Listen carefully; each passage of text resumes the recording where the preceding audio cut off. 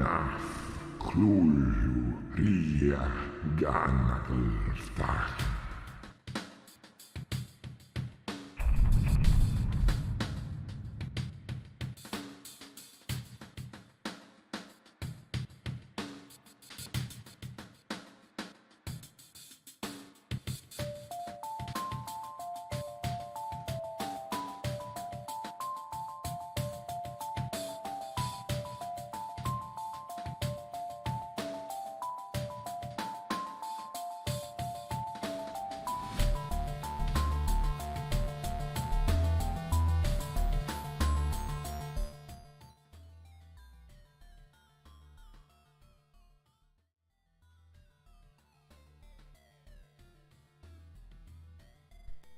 I forgot to turn the microphone on. Say hi, honey.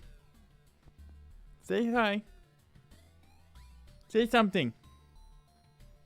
You babble all the time when you're not on camera. Say something. Oh, she crying.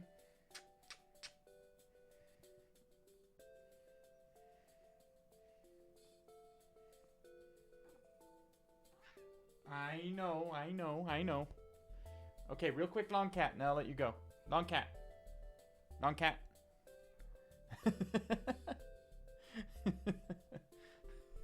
All right.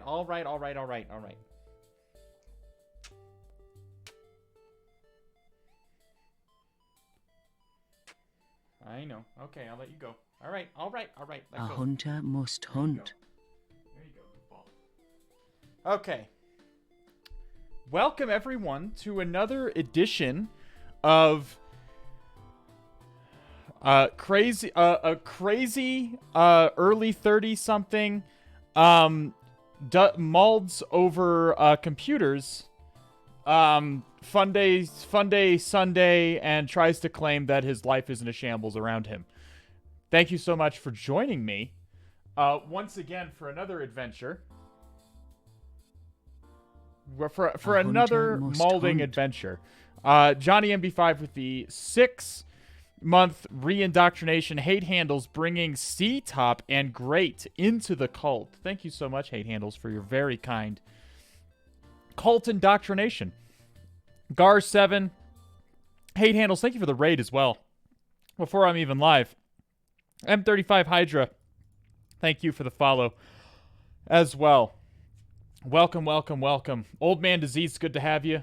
It's good to have you in here. So today, first of all, let's lead off with the funny words. Finglui Munof Klulurilje Gognoggle Fatten. And I want you all to prepare your Gognoggles for a good bit of eldritch learning. And we're just gonna listen. We're just gonna chill today, okay? Just some chill, happy little Sunday afternoon hacks. Well, it's afternoon for me, but if you're in the EU, it'll be evening for you. But we're just gonna have some chill hacks. We're gonna decide on a platform here in a little bit, and just to see what craziness we can come across today. What craziness we can come across. 4-hour enumeration box. Hopefully it's not one that requires me to run GoBuster for about 20 million hours. Like apparently that last one did.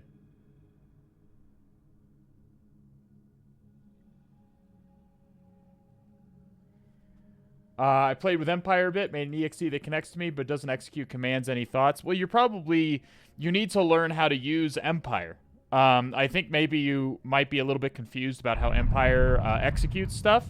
You usually have to execute modules. So try to execute the getUID command once you get the callback in Empire. Try using Starkiller, perhaps. Starkiller is a web-based front end for Empire that kind of abstracts the command line portion from you. It might be a little bit easier for some people to deal with. But yeah, Empire does have issues. It is open source software, so we also will start Stream Raiders. I forgot to get it started. I swear to God, if anyone has fun this stream, I will hunt you down. Well, we're going to do our best to have fun, so come and hunt me down. Starkiller sounds creepy. It's just a reference to the shitty Death Star knockoff from Star Wars The Force Awakens, Episode 7. But it's a reference to Starkiller Base. I prefer to call it a reference to Darth Vader's Secret Apprentice, which has been subsequently written out of the canon because Disney hates things that are good and wants to replace them with garbage. So yeah, we're just gonna chill and have some happy little hacks. We're not gonna finish Anubis today. We're gonna finish Anubis this coming week. Probably on Cthulhu Thursday, we'll finish Anubis. Today, I just want to do some happy little hacks, and then I want to get off and do this video. I'm planning to actually film this this Patreon video that I've been promising you guys tonight, and hopefully I can get that and the new updated Necronomicon up onto Patreon today. I'm hoping. The video is going to be on AV evasion, using some tools that I've had a lot of success with in the field, and I'll be showing you how to use them, and also what explaining exactly what they do, and their limitations as well. So we'll be talking. I'll be talking about antivirus evasion and endpoint protection evasion, in an effective manner. Do I not have a command for Patreon? It does not appear that I do. Let me make one really quickly. But it's easy enough to find my Patreon. It's just patreon.com/alhazred.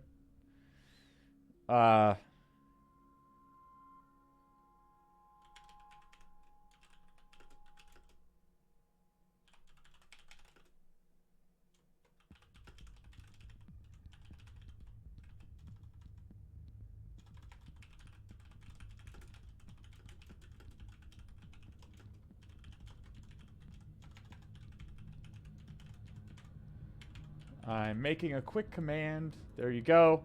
There is now a Patreon command, !Patreon, which will link you to the appropriate page. Just test it out. Yep, there you go. I threw one together for you right there. Sorry about that. So just a little quick preview. Do you practice hacking stuff much outside Twitch and work? Yeah, all the time. It's my hobby, dude.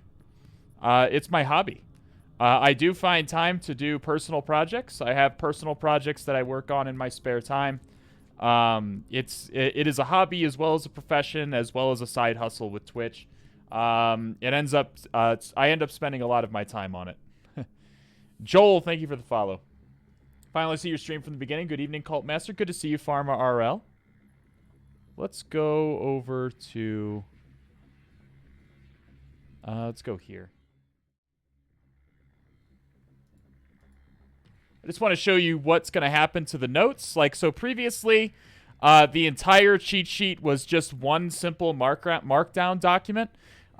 It's kind of been expanding to a size that it's kind of unwieldy as a single document. So instead, I've divided it up into all these folders by topic. And I've also added more stuff. I've started adding infrastructure pages. I've added an entire OSINT category. You can see there's quite a bit of OSINT in here. There's also programming, little programming tips in there, always slanted towards red teaming and payload generation. Basically, I'm just aiming to... we have resources, like including news and blogs, reference material... Git repos that I find useful. Web tools like CyberChef and GTF obins are in here. But yeah, this is my this is Necronomicon 2.0 essentially. I'm just expanding it to make it more approachable to all of you. This looks so much better. It's definitely much better. I'm still tweaking it, moving some things around, making sure it's organized the way that I want. I'm hoping to have it up for you guys tonight. I'm gonna zip it up into a zip file, and then I'll push it to Patreon tonight. It's going to be on Patreon. It already is on Patreon. Well, it's on Patreon in this old version. But yeah, Patreon subscribers get access to my consistently updated cheat sheet. I'm just updating it to be better organized.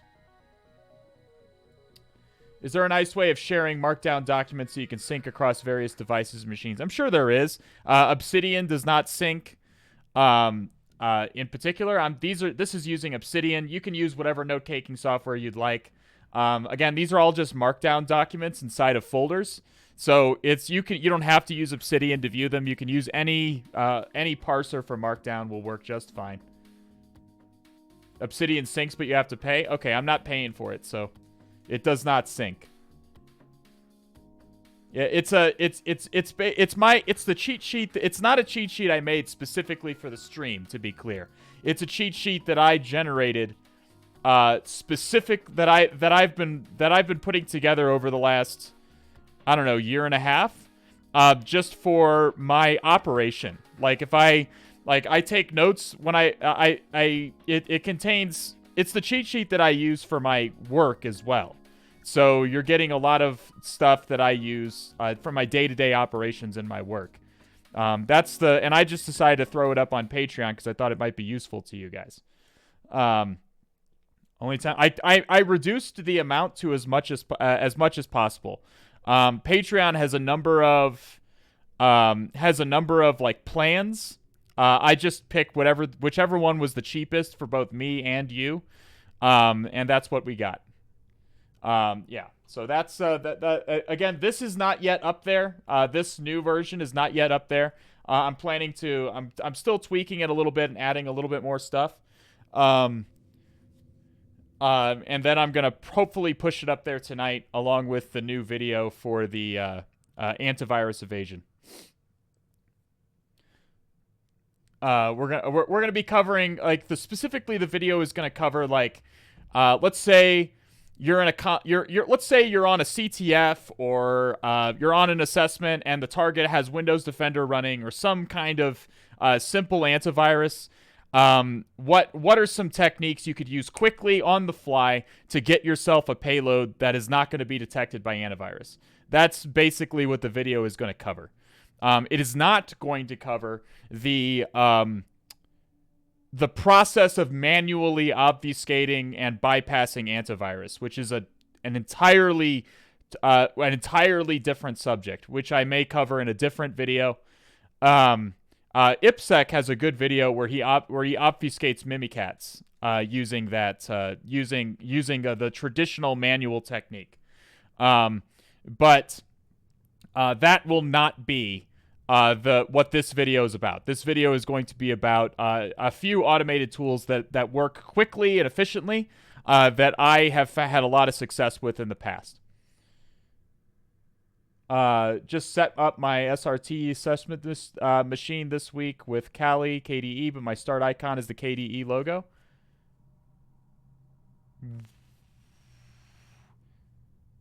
That's what I mean. That's what you mean. This start icon? That's weird. I don't know. This is just a base install of Kali. It could be that they've changed the Kali base install. It's possible. It's possible they've just changed the Kali base install. I can't place. Oh, Stream Raiders had to update, and I have not started it yet.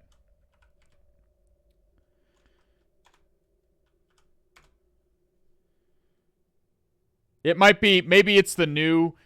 I installed this version, this Kali install quite a while ago, so it could be that's just the newer version of Kali uses the KDE logo instead.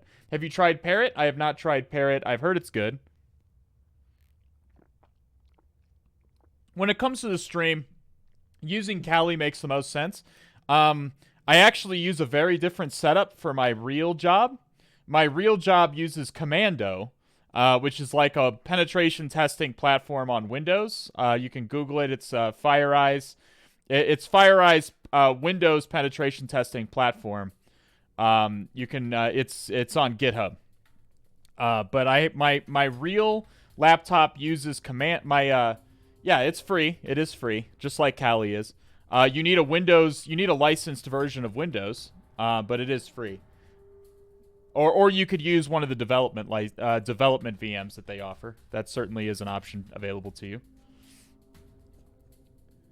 So yeah, I use Windows and I use WSL and Docker on top of that to handle my Kali Linux needs. And I do have a Kali image in VirtualBox in case I need it, but I don't tend to need it these days. WSL and Docker tend to cover my Kali needs. Yeah. That's the environment I prefer to work in at the moment. I just subbed to your pay. Hey, I appreciate that. Zengel. Hopefully, again, you're going to get... My old cheat sheet is up there right now. You're going to hopefully get the new version tonight once I get it up. Once I get done with the stream and can work on it a little bit longer. What's today's plan? Today is Funday Sunday. So we're just going to chill, and we're going to pick a platform, try Hack Me, Hack the Box, or Proving Grounds. And we're just going to do some fun, happy little hacks. Okay? Some non-malding today. We're just going to chill out, have a good Sunday together, and enjoy and just enjoy this a little bit. I'll look at it on VS Code. Yeah, VS Code will work. Any kind of Markdown parser will work just fine. You don't need to use Obsidian to view it. It is just a Markdown document. Love the Necronomicon. I'm glad you like it, my dude. Again, it's going to be much better once I get this new version up. I actually added a ton of OSINT stuff to it. So the OSINT, I'm particularly happy about the new OSINT section. It is very comprehensive as far as the amount of resources it brings to that it has listed in it. There better be at least one maddening, unfathomable ritual inside. There's quite a few in there. There's quite a few. Like, for example, we have my personally obfuscated version of... we go into programming and we look at C#. This is an AMSI bypass that I've painstakingly obfuscated to get past Windows Defender. So I could just copy and paste. If I need to make a C# assembly that bypasses AMSI, this is what I copy and paste into it. So there's some unfathomable rituals there. This is the quick patch bypass, and this is an obfuscated version of this, essentially. I just also included the DLL imports in here, in this one. But this is essentially the same as this. It's just an obfuscated version of it. But that's one example of the kind of stuff you get with the Necronomicon. I'm always adding to it, by the way. This is by no means a finished document. I am constantly adding to it. Anything I find interesting or important or that I might want to call back to later, I'm adding to it. So, yeah, we even got binary exploitation in here. There's only a little bit so far, but we've got like a Mona cheat sheet here and so on. Like, I'm working on adding to this stuff all the time. All right. Why don't we go ahead? Fropops, thank you for the 5 months. Welcome back to the All Has Red team, my friend. Thanks for supporting the stream. All right, let's do what software is that? It's Obsidian.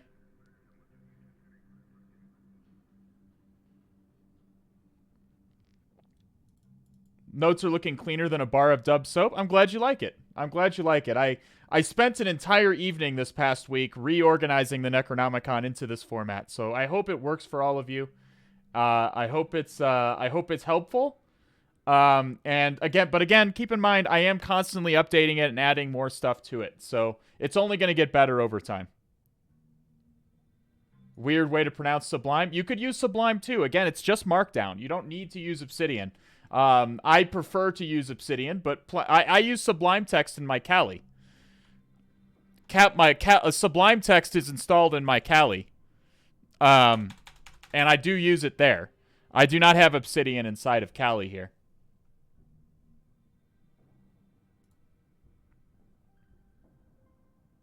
Alrighty, let's go ahead and go back to my face cam.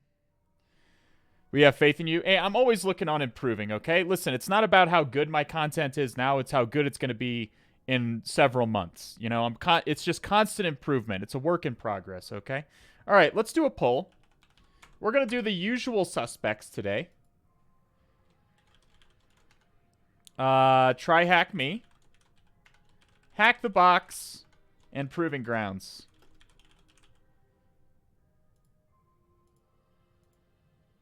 Start poll. Okay, get your votes in.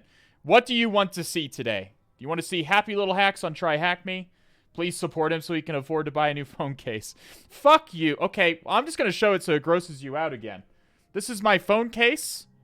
As you can see, it is a bit the worse for wear. So this is, I've had this phone case as long as I've had the phone, and it's like plastic, obviously. It's like hard plastic, and there's like rubber on the outside that helps you grip the phone, but the rubber has started to like peel off. And for whatever reason, this bothers Helen of Tor a lot, so I've just kept it this way purely to ignore her. Or purely to annoy her. Phone isn't broken, though, so... it works fine. No, I dropped it on the bathroom floor the other day, actually. The other day, I dropped it on the bathroom floor, and it cracked the screen protector. There used to be a screen protector over the top of it, but I cracked the screen protector, so I had to take the screen protector off. This phone case looks like syphilis. It looks fine. Stop. It doesn't look... What even looks like syphilis? Like, what is that even... That doesn't even make any sense.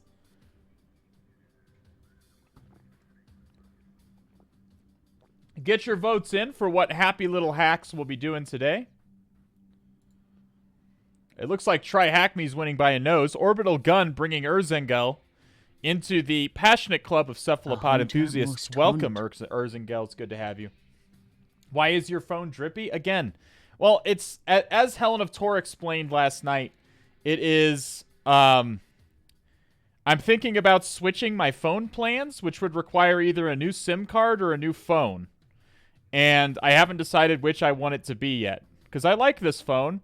I don't see a reason really to upgrade.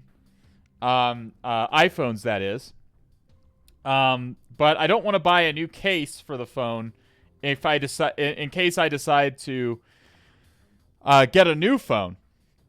So I'm in this weird limbo period where I don't really want to buy a new phone, but it's confusing. Okay. Come to think of it, I need to back up this phone. I'm quite afraid of losing all my private keys, basically all my two-factor authenticate. I'd lose that if I lost this phone. If I just misplaced it, I would instantly lose access to like every important account that I have on the internet that I have. Because, oh shit, really? You could get syntax wait a minute, we have to try this out. That's a fucking game changer. Hang on. I did not know you could do that. Hang on a second. Let's look at C#. So, wait, you go C. Holy shit, that is a fucking game changer. Look at that. Look at this.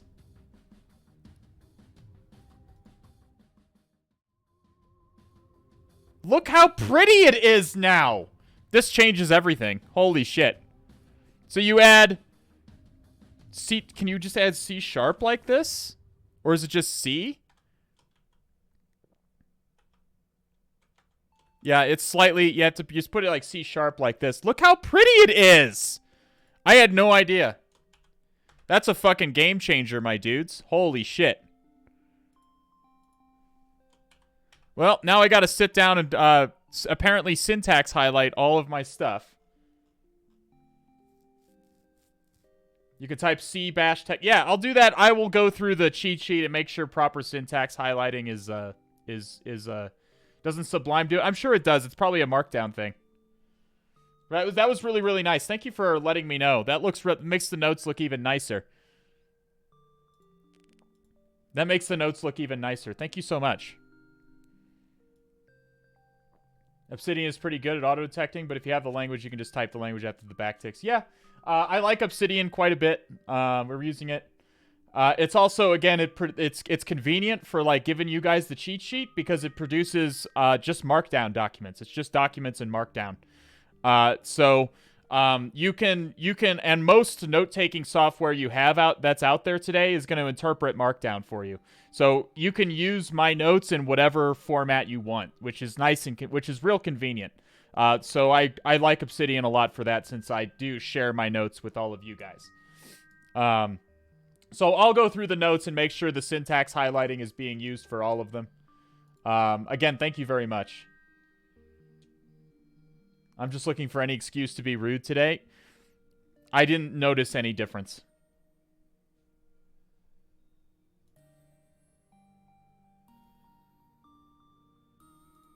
Okay. Well, so which one won? Was it TryHackMe? Well, I missed the poll. Which one won there? Which was it TryHackMe that won? Don't lie to me, ticker. I'm coming for you. Okay, TryHackMe by 1 vote. There's like half of you in chat try to make it a tie just to annoy me. So I'm not surprised it was that close. All right, so I'm gonna log into TryHackMe.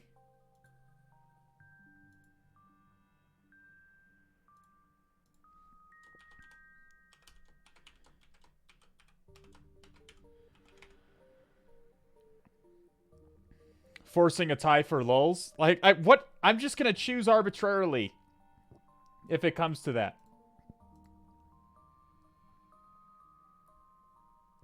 Okay, there's no tractors. Okay, good. All right. I was concerned that that picture of a normal suburban street was having a tractor behind had a tractor behind a house or something in the CAPTCHA.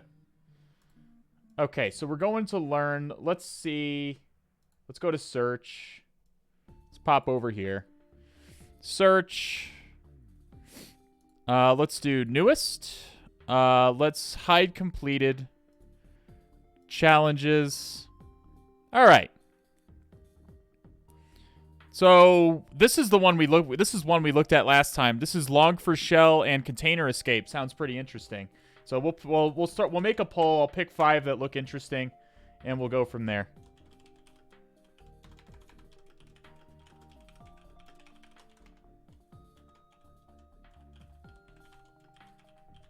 Hamlet one seems fun.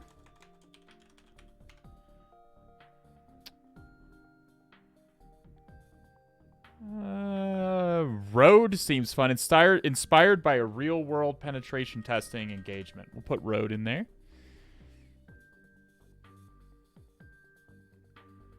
This one looked neat, but then I saw Blue Team. You know what? In case you guys want to see me do Blue Team stuff, we'll throw Carnage in there as well.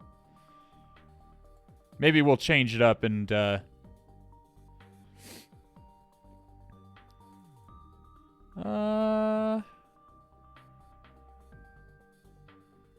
Franking... Ooh, Kubernetes.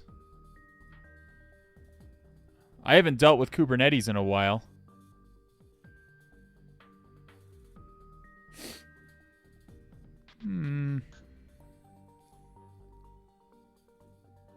Minecraft as well. Cybercrafted, sure. Funday Sunday. All right, get your votes in. Silencio. Today is nobody told you, okay? I get it. Okay, you come in here, you're upset that your mom is so just keeps bringing a new man home every like 4 or 5 times a week. You're upset about that. You come into the stream to blow off some steam. I work all day. I get that. I cut down trees. I skip and jump. I put on women's clothing and hang around in bars. Thank you, Jifferam. Thank you for that. Thank you very much. 69 Tiggle Biddies. Nice. That's a nice number of Tiggle Biddies. Log for Jays. Thank you for the follow. Excellent name. Cthulhu Fountain to you, my friend. It's not a I got cut off by Jifferam's text-to-speech. Okay, well, he refunded the points anyways. If you refunded the points, then go ahead. I was cut off by Jifferam's text-to-speech. I can't control that. I can't control bits. It looks like most of you are selecting road. Let's take a look at what we're dealing with here. Just the user text and root text. Good. I like to see that.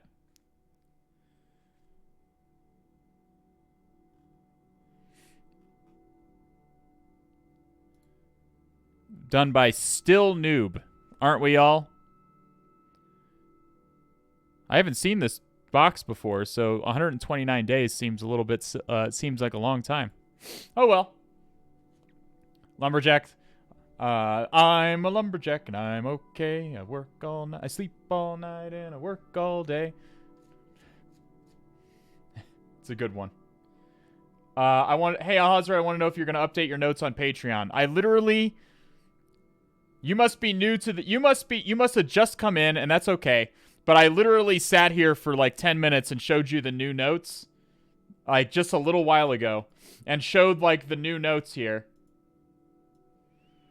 Like the new notes and the new format. So yes, in just the net, and like hopefully tonight you're gonna see the new notes go up.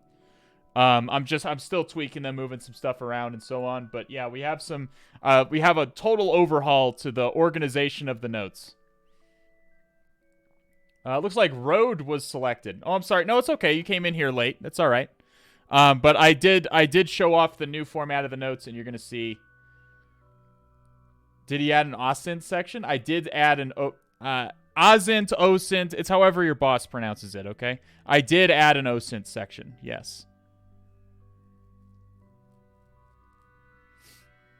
Husky, shut the fuck up. Husky was an alien the whole time. It was so obvious. Husky is the worst at pretending to not be an alien ever.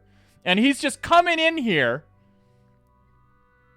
Like, he's coming in here talking about last night. Fucking Husky. We played a Jackbox game where Husky was an alien, and he was the most obvious alien ever. And his strategy was just to talk endlessly. Like, he just never stopped talking under any circumstances. All right.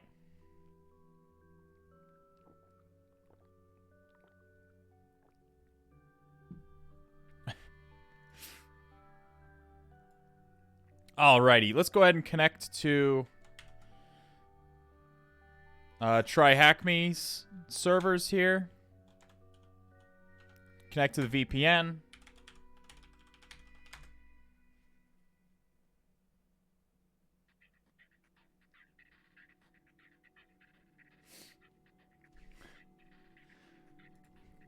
Alright, we've got... Alright, here we go. We're connected to the VPN. We're waiting for the box to spin up. Tentacled aliens are the best kind of alien? I agree. I've never been a big fan of, like, humanoid aliens like you get in, like, Star Wars and Star Trek. Never been a fan of those. I've always been a fan of, like, truly alien-looking aliens. Like, for example, the ones you see in Arrival. If you've seen the movie Arrival with Amy Adams, God, that movie's so good. I love Arrival.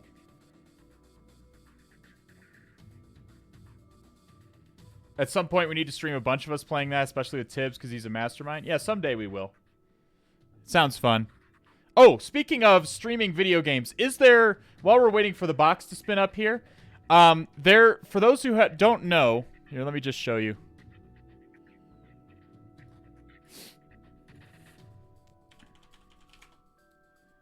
Bloodborne demake.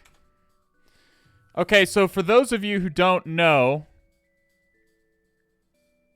I guess we'll do this one. Oh, nope, that one is old. Do this one. Yeah. Okay, so some absolute fucking psychopath, this person, Botster on Twitter, made a PlayStation 1 demake of Bloodborne. Like, the video, if you've never played, it's a From Software game involving Lovecraftian horrors. Okay, it's a Lovecraftian From Software game. One of my favorite games of all time. I've absolutely loved Bloodborne. There's a tribute to it over my right shoulder right there. But somebody made a purely fan-made PlayStation 1 recreation of this game. And it's completely free. You can play it on PC. It's only the first area. I think there's only 2 bosses in it. I think it only has Cleric Beast and Gascoigne in it. But I was thinking about playing it on stream. Is there interest in playing it on stream on like a stream off day? And like picking like a day that I don't normally stream and playing some of this on stream? I'm gonna play it no matter what. Like, I'm definitely gonna play it. But I just want to know if you guys want to see it. Because I saw some footage of it, and it looks amazing, honestly. It looks really, really good.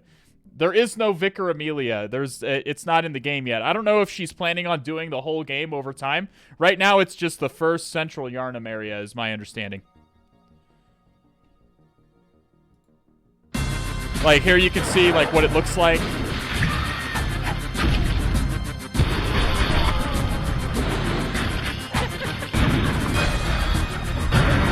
Yep.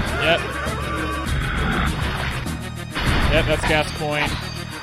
Those are the rats. Those are the messengers. What the fuck is that? That's the Cleric Beast. Yep. So, yeah, you get it.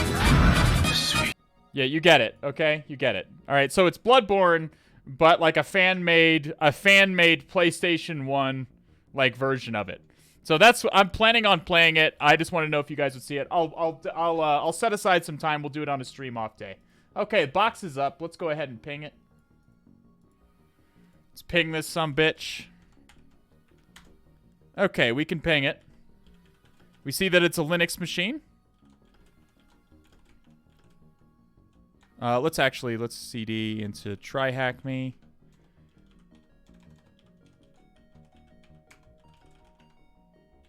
You don't want to go down that road. Be careful by that rod. Boy, that's an obscure reference that if anybody but Helen of Tor gets that, I'll be shocked. Obviously, Helen of Tor gets it because because we've made that joke before. How did you know it was a Linux machine? Good question. I will clarify for you in just a second.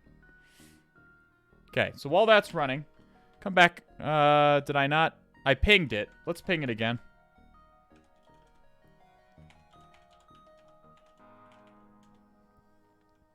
So this time to live field is essentially arbitrary. You can set it to whatever you want. By default, Linux sets it at 64. By default, Windows sets it at 128.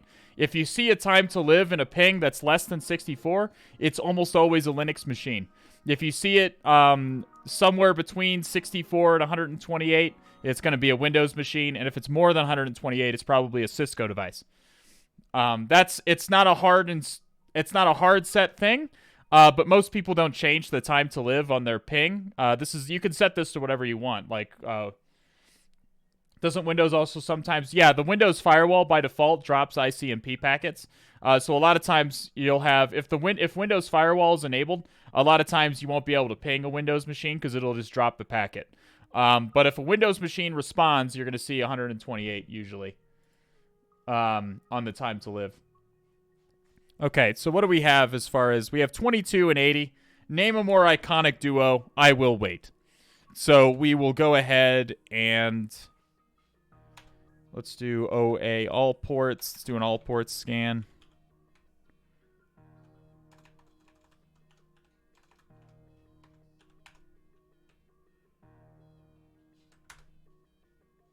Okay, so while that's running, we'll go ahead and browse to the web server. Gokul Siva, thank you for the follow. Cthulhu fought into you, my friend.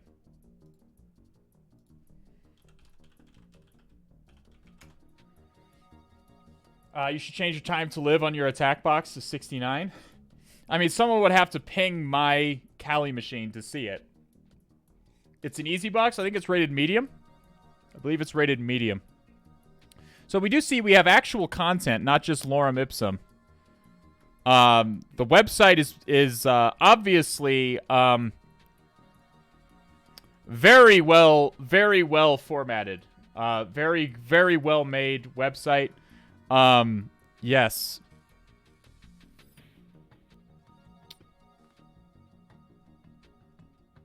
Okay, we have actual content, though. Multi-dimensional with technical expertise, and we provide a wide range of solutions for websites. Team of skilled tech enthusiasts who are adamant towards making our customers' business run easy and scale new heights every day. Okay, well, maybe just do some Duolingo for English first. Wow, this is quite a lot of things. Ebooks. Okay. All right. Well, we have a track order. Let's test. Let's see what this does. So we do see we get a not found if we look up at the we get a kind of interesting query string up here, so we're definitely going to want to keep that in mind.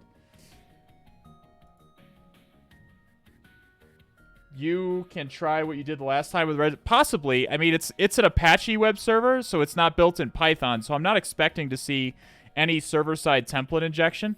But again, we don't really want to exploit anything just yet. We kind of just want to click around and see what is available on this web server. We see we have an admin login. Let's get notes going. Let's get some notes going. Again, we want to avoid trying to exploit stuff right off the bat like this, okay? Don't just start throwing stuff into fields. Like, but when you first connect to a web server, just click around a little bit. Just familiarize yourself with how it works. Okay? Like, don't put the cart before the horse here, okay? Is what I'm trying to say. We got to at least figure out how the web application works. So let's go down now. You don't want to go down that road. We do see we can register a user. Let's try some simple admin. Admin.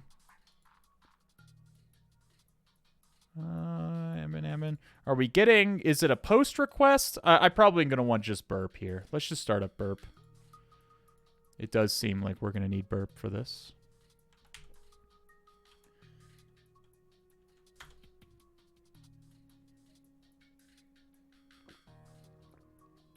Oh god, I saw Java. Did you see a reference to Java somewhere? Maybe it's in the page source?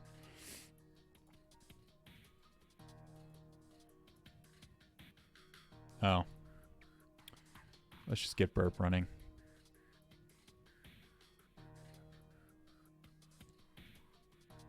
Alrighty, here we are. Turn that off.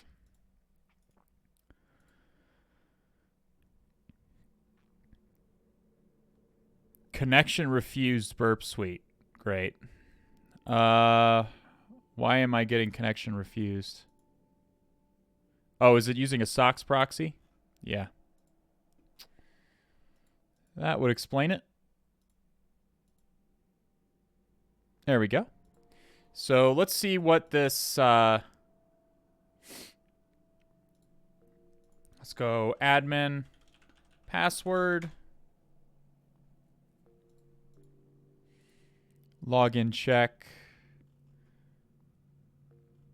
admin login check.php. What we're looking for here is any indication of what CMS we're dealing with. If this is a CMS or something custom, I'm edging towards something custom just because of how poorly laid out this web page is.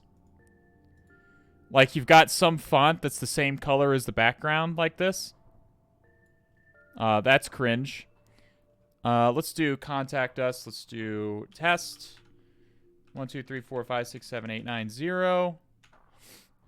Test at test.com. I am female. And we can test. Now, did that actually send something? Post request. So we see that we did actually send a post request with that. How interesting. And then it just loads it sends the post request and then it just sends the, okay.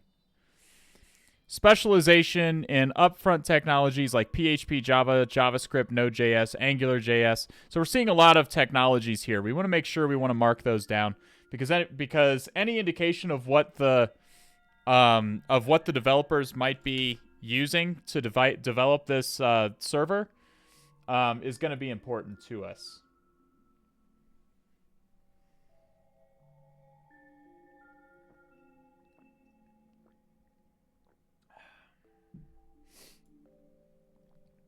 Looks like a stellar site. I want to use that for my blog. I would recommend you just use WordPress.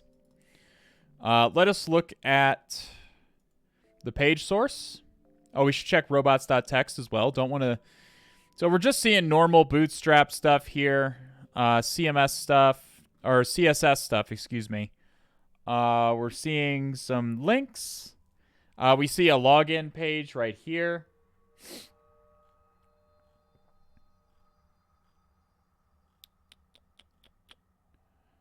Some reference to twitter.com, Facebook, Instagram. Now, in a normal company, you'd probably want to check these out, make a note of these.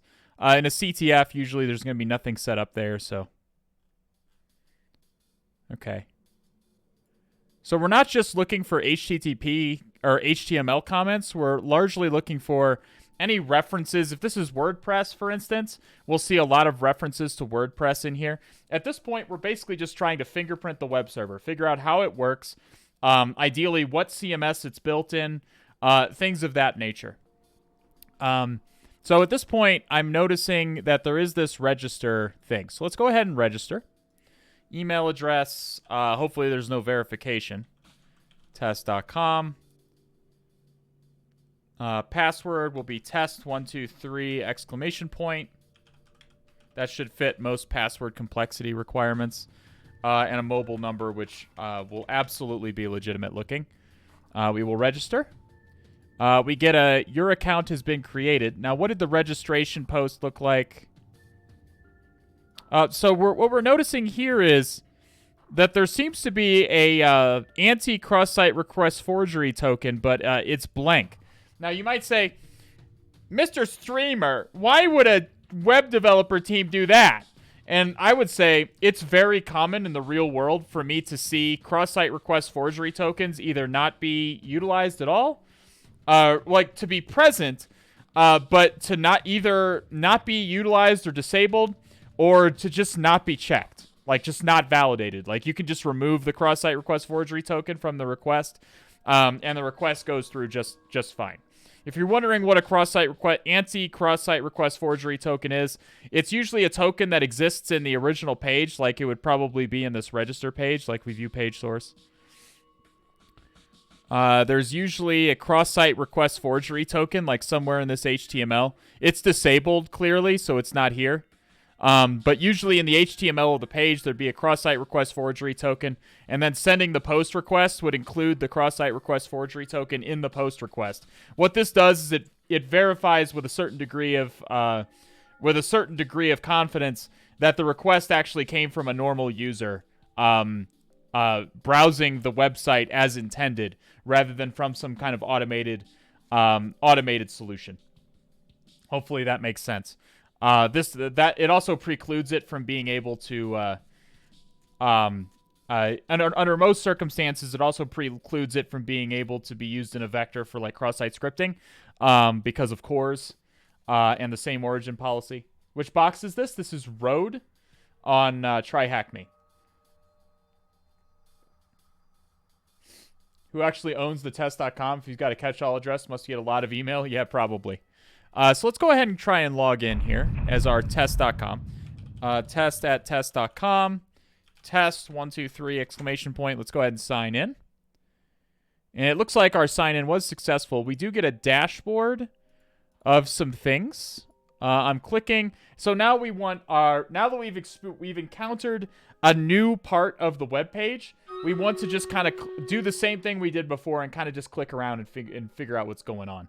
Let's do Stream Raiders before we start that, though. Nixie Brew, thank you for the follow. Cthulhu, Fountain to you, Nixie Brew.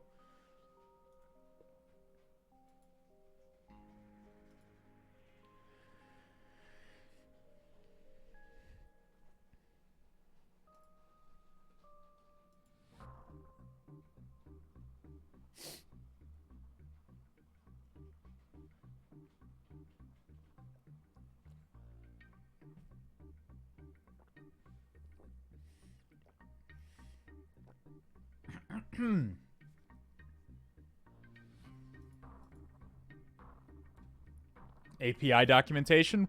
Well, this looks like a custom thing. Just looking at it now, it looks like a fully custom thing. So there probably is going to be no documentation, and that's pretty common for real life and CTFs. Which is why it's such a relief whenever you get documentation. Katas 0 with the most kills and most assists. Nice job. Popping off. Excuse me.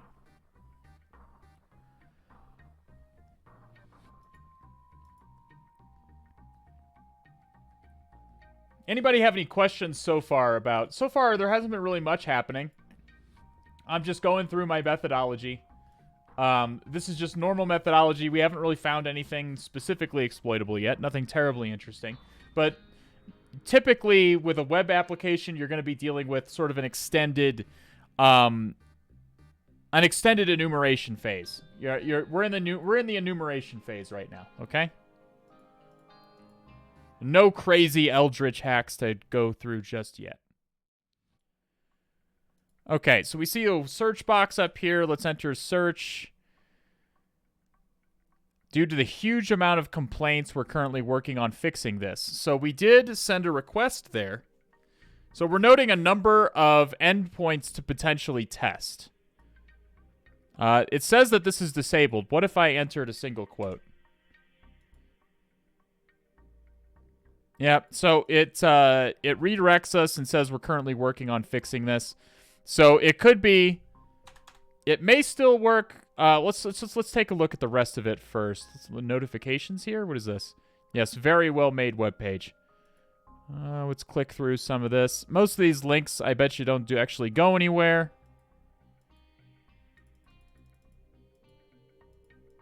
Yeah.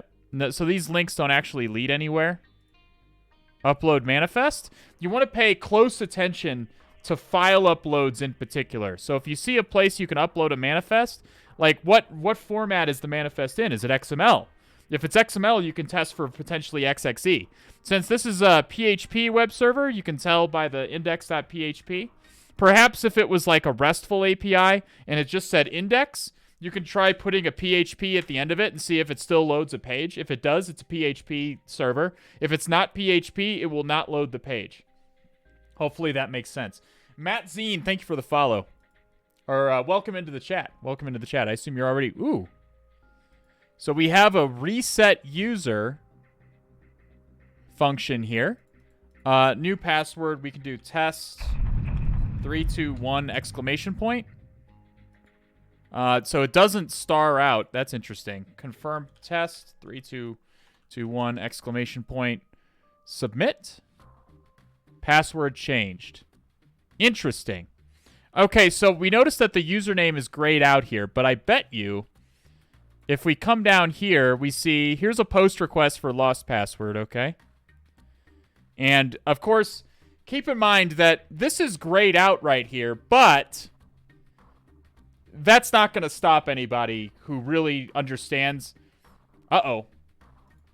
To be clear,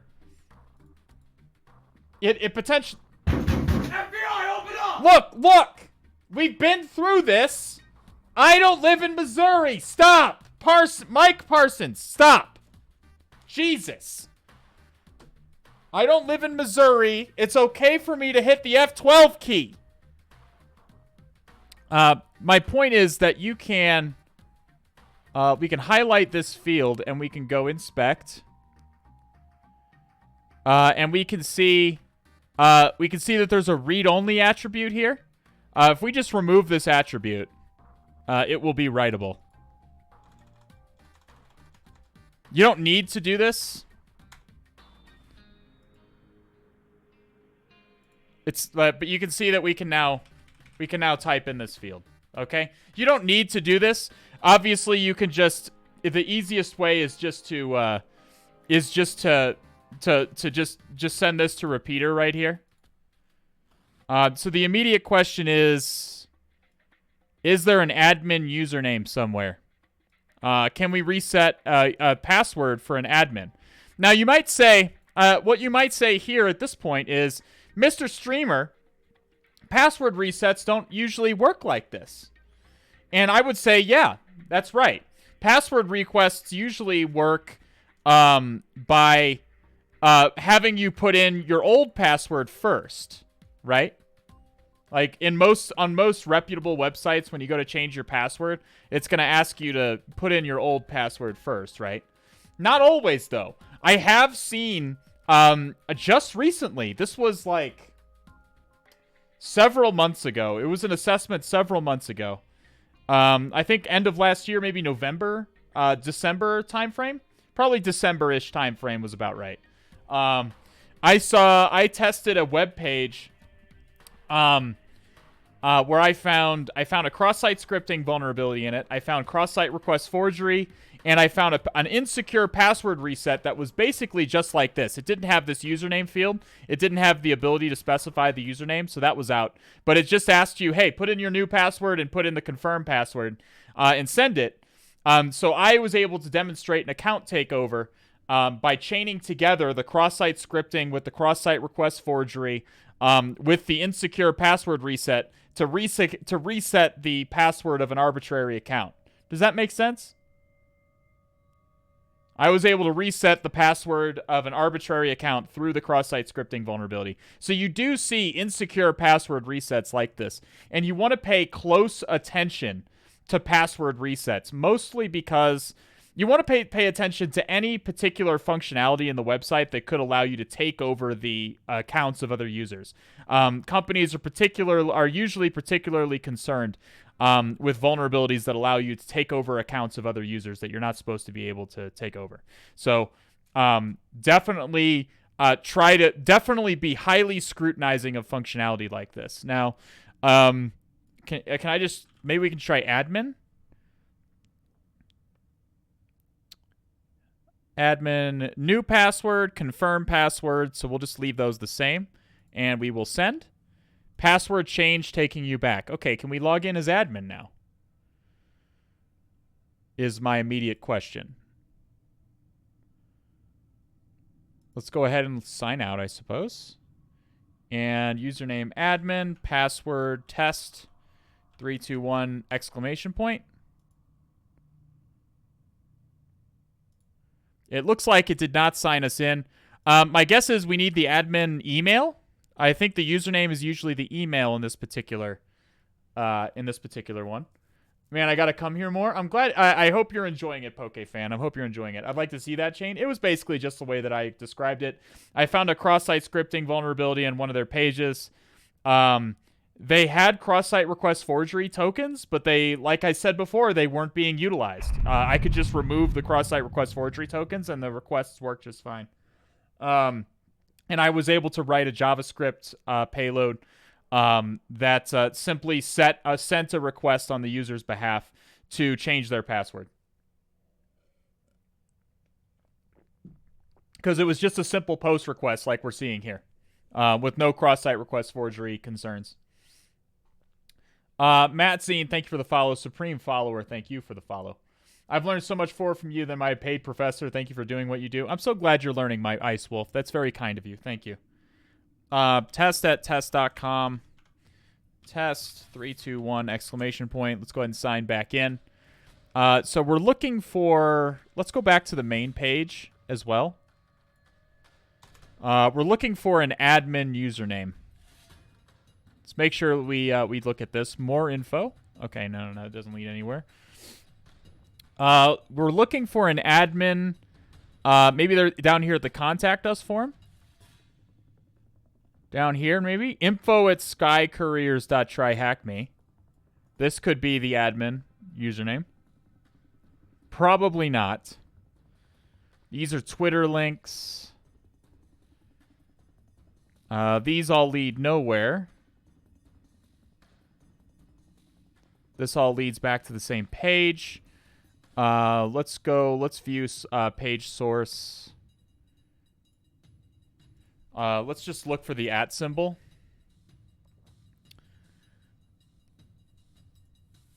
Okay, so we have info@skycouriers. We can try that. Try logging in as that. Let's put this into our notes.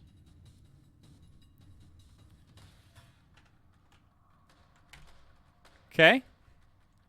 Has everyone followed my thought process? Oh, I still haven't looked at robots.txt. God damn it. I even said it earlier and still forgot about it.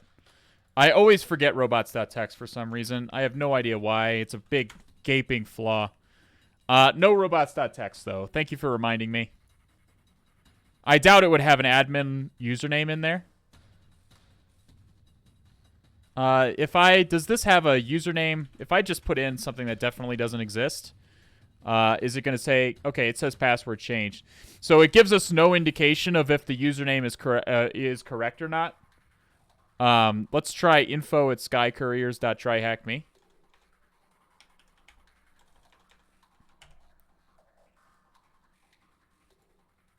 Okay. We'll change it to test321. Okay. Let's log out and let's try to... Where was the login page? Merchant Central? Here we go. Okay, so it was info@skycouriers.tryhackme. Test 321 exclamation point. We sign in. Unfortunately, that was not a valid username. So we need to find an admin username somewhere. Let's view page source. I need to find any valid username. Doesn't even need to be an admin. Any valid username would be useful here. No @ symbol there. Is there any page I haven't looked at yet? Up here? Nothing. All of these go nowhere. Print options. These all go nowhere. Profile? Okay, we haven't seen this yet. We can view page source. Search for the @ symbol. Again, we're looking for any username leak. Ah! Bingo!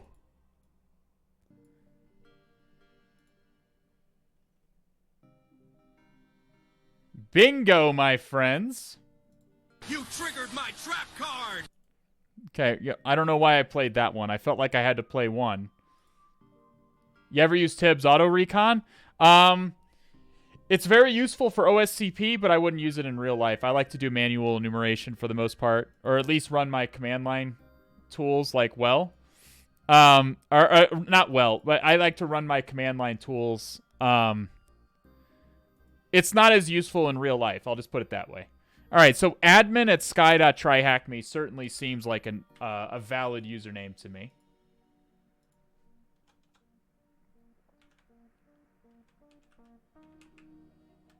Okay. What does this look like in the actual page? Oh, there's a file upload as well. It says only has access. Please drop an email in case of any. Okay, so we're starting to see a potential exploit chain here, right? We're gonna take over the admin account using the password reset, assuming the password reset does work, as I'm assuming, and we're then gonna use it to exploit a file upload. Password changed. Okay, admin@sky.tryhackme. Let's try and get logged in as admin now. I need to get a new keyboard. My keyboard's S key is fucked up, so every so often when I type an S, it gets duplicated. It's only a small annoyance, but still. Test 321 exclamation point.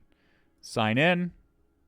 And we've compromised the admin account. Does anybody have any questions about what we did there? That was, again, very similar to stuff that you do see in real life. That was highly realistic. It's very realistic to see things like web developers disabling fields, not realizing that it's trivial to simply hit F12 and re-enable them, or use burp to not even to bypass the HTML entirely. And it's very normal to see things like insecure password resets like that, and stuff of that nature. Does that make sense? Which one are you looking at? I haven't actually started to look at it yet. Probably a Logitech thing. I'm trying to move off of Corsair in general, but probably a mechanical keyboard for sure. Does anybody have any questions? So we've taken over the admin email. So let's go back into the profile, and we see that we have this select profile image. Let's see if we can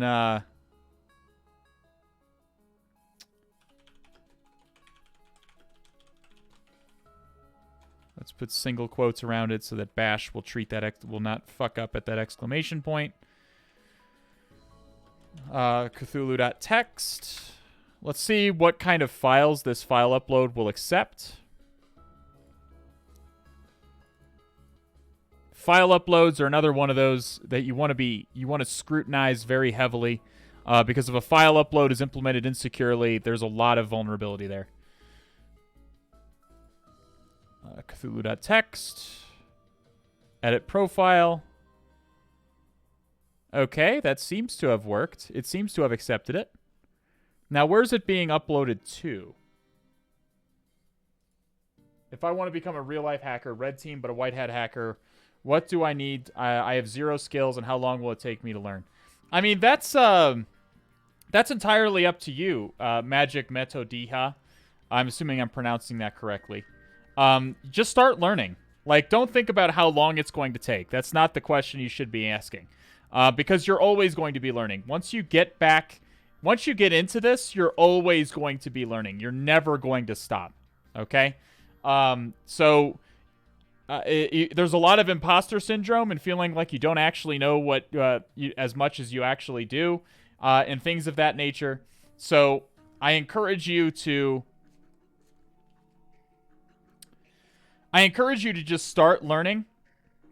OSCP is a good goal for a beginner. I would recommend OSCP as a good goal for a beginner for certain. It looks great on a resume and it'll help you get a job in the industry. There's a ton of work, so if you like learning all the time, welcome. It's not something that you don't... There's no amount of time that I could give you that, like, how long is it going to take to learn? It all depends on how much you're willing to work on it, first of all. And it depends on... it's an infinite amount of time. You're never going to stop learning. You're constantly going to be assimilating new information. So... Where did this get uploaded to? Let's look in Burp, see if it has any indication in there. This is where we submitted the profile pic. This is the file. File name Cthulhu.txt. Again, no CSRF token. Not that really comes into play here. Jesus fist us with the 2-month re-indoctrination into the cult. Welcome back to the All Has Red team, my friend. Thanks for supporting the stream. We're also seeing some interesting cookies here that we could potentially play with. Like, for example, if I were to make this 84, I guess, bookings. Let's send this to repeater. Let's just make this 69 bookings. That's a nice number of bookings.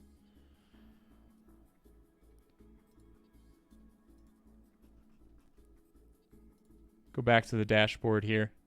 We see the bookings right there. So if we turn intercept on, refresh, and we change this booking to 69. Nice number of bookings. We see that bookings does in fact change to 69. If I put something else in that field, what happens?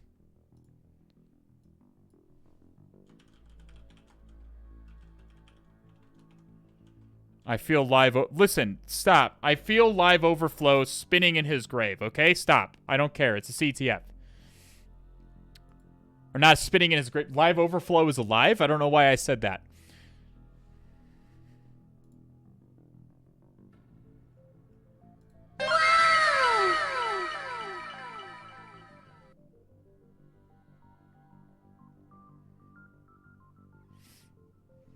So we have cross-site scripting and a cookie. Does everybody understand what's happening here? Is there anyone who doesn't understand what is happening here? What was that? Wow, that's just that's how it feels. That's a audio representation of how it feels when you see an alert box pop up like this. Small explanation? Okay, absolutely. Okay, sure. All right, so what's happening here... Let's go ahead and click through that. So, it'll be clear. Do you see how it doesn't say anything in bookings anymore? Do you see that? Let's look back in Burp to see what I sent. Where is...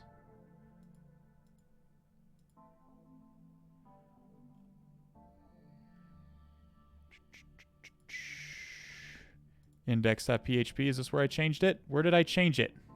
Oh. Edited request. And you can see what I put in here. This is a very simple cross-site scripting prompt here. Okay, very, very simple. So you notice that what I noticed here is that input that I'm putting in this request is getting displayed on the page. Now, when you see that happening, when you see user-controlled input, basically any part of an HTTP request that is appearing on the page, you should immediately, your brain, your exploitation brain, what should you immediately think? What are you immediately thinking for basically any web application out there?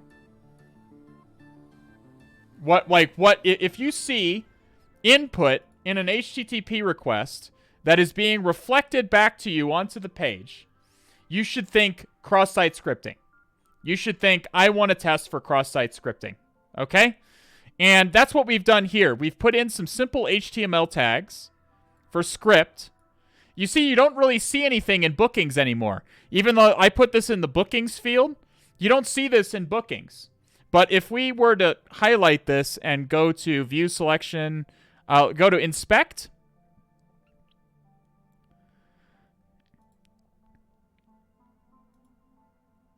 You can see the font is small. Hunt. Make it a little bit bigger so you can see.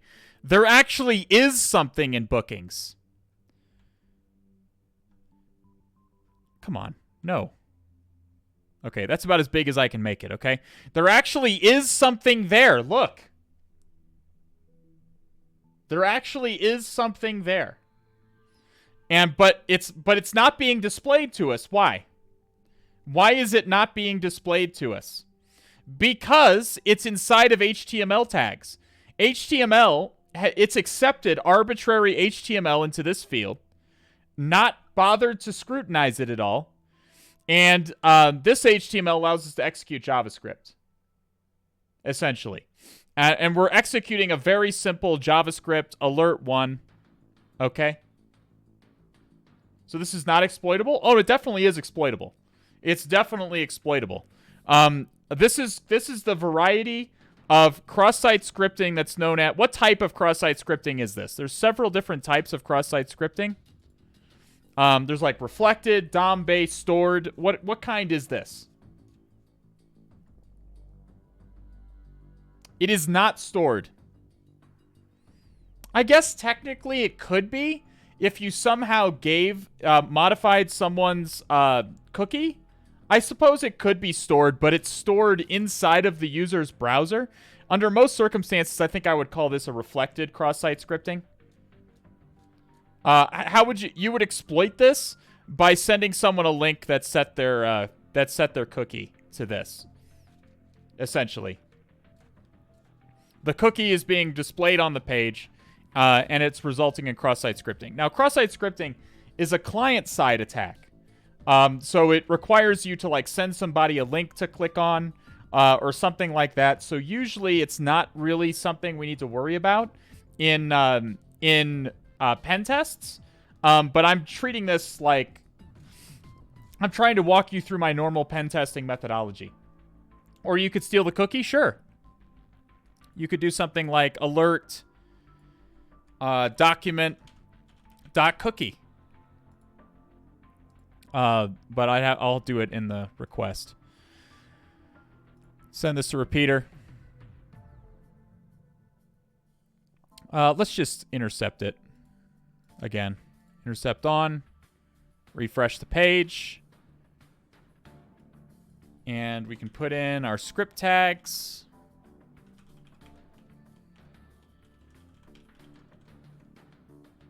And document.cookie.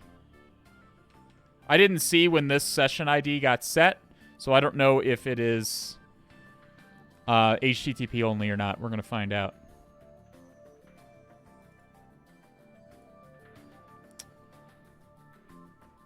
Yikes. So any particular cross-site scripting vulnerability... So what we found here is that you can compromise the user's cookies through cross-site scripting. Because There is an there are particular flags that are put on a cookie when a cookie is set in your browser. There are flags that are given it. One of them is HTTP only. HTTP only prevents this from happening. If the HTTP only flag is set, then that cookie will only be sent over normal HTTP requests and not through JavaScript. JavaScript will not have access to the cookies in that case. But in this case, the HTTP only flag is not set, so you can't actually compromise the user's cookie this way. Using this, I could demonstrate a potential link that I could send to a user.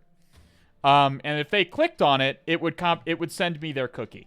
I could write a JavaScript payload that would send me their cookie. Does that make sense?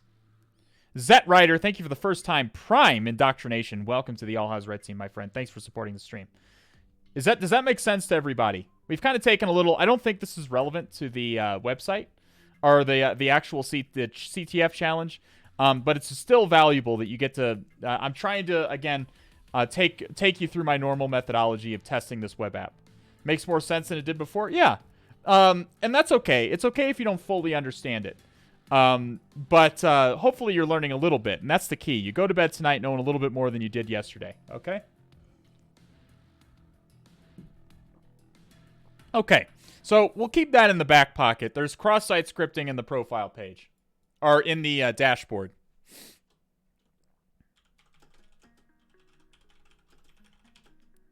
In the dashboard through cookies. Okay. Put that in the back pocket. Again, we took a little bit of a segue there. I need to find out where the profile pic is being stored. We can look at the page source. Is there like an images, I wonder? We could just try images.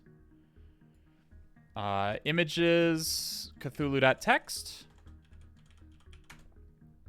Nope. Image. Nope. Maybe without the V2? We're just trying some basic places. We could also GoBuster this to try and find an images directory. In fact, I think I'll just start doing that. GoBuster. I'm going to assume it's going to be inside V2. Just about everything is. Like if I browse to just the main page. If we click on this, it brings me to V2. I'm going to assume it's inside V2. This seems to be the login portion. We'll try there first. Normally, I would brute force both of them. But in this case, I'm trying not to overwhelm the web server with requests. God damn it. 1010 149 200. V2. That seems fine. See if we can find any kind of directory that there might be images in. We see an admin directory.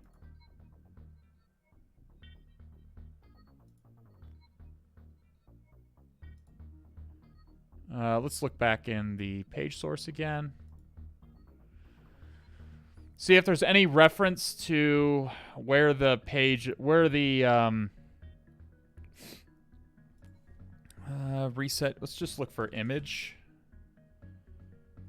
Assets image? No, that's probably not it. Image. Oh. How helpful. Thank you so much. Profile images. Thank you. HTTP comment. How kind of you. Profile images. Cthulhu.txt. We still don't find it. Is this, not found? Oh, there's an extra slash. And V2.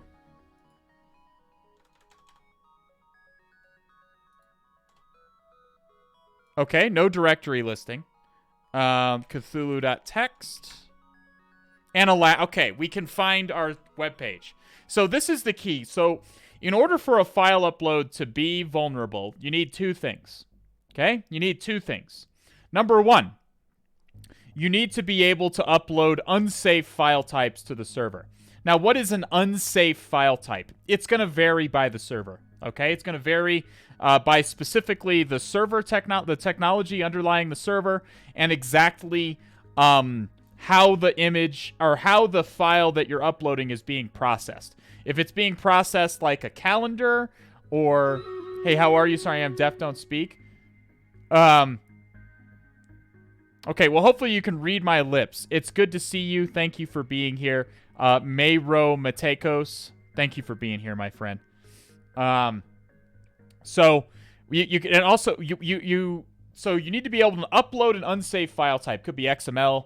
It could even be like a calendar or a PDF document or anything. You have to be able to upload an unsafe file type to the server. In this case, we'll see if we can upload a PHP file to the server and execute it. But the second thing that you need, that's only the first thing. The second thing that you need is that you need to be able to find the website, you usually need to be able to find the file on the server in order to exploit it. Usually. I wonder, could we have just moused over the profile picture? Just go to inspect. No, it just gives us assets. Maybe if I uploaded a proper image, but it doesn't give us the... it doesn't seem to actually work properly. We'll just put it that way. Do you guys usually use extensions? Yeah, I usually do. Okay, so we can try and upload a PHP file to this server.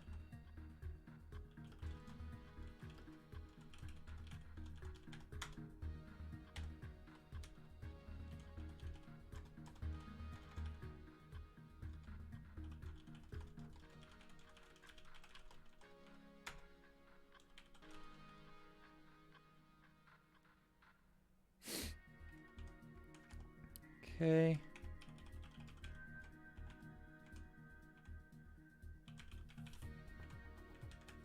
Okay. So this is a very simple PHP web shell. Very, very simple. You could use a PHP reverse shell as well. Any number of things you could use here for... We know that the web server is built in PHP. That's why we're using PHP for our thing here. So all this is going to do is, first it's going to echo Cthulhu fhtagn to the screen. And the reason I do this is so that I can help debug why if my payload doesn't work for some reason. If we still get Cthulhu fhtagn echoed to the screen, I know that my PHP is executing, essentially. And then we're just going to execute the system method, which just executes an operating system command. The operating system command we're going to execute is going to be passed in a command line parameter called fhtagn. It's like, so we're going to include not a command line parameter, a URL or post request parameter called fhtagn. And any command that gets passed in there should be passed into the system function and executed. So hopefully that makes sense. Very, very simple. We may run into some kind of filter, but if we run into some kind of file upload filter, we'll then try to bypass it.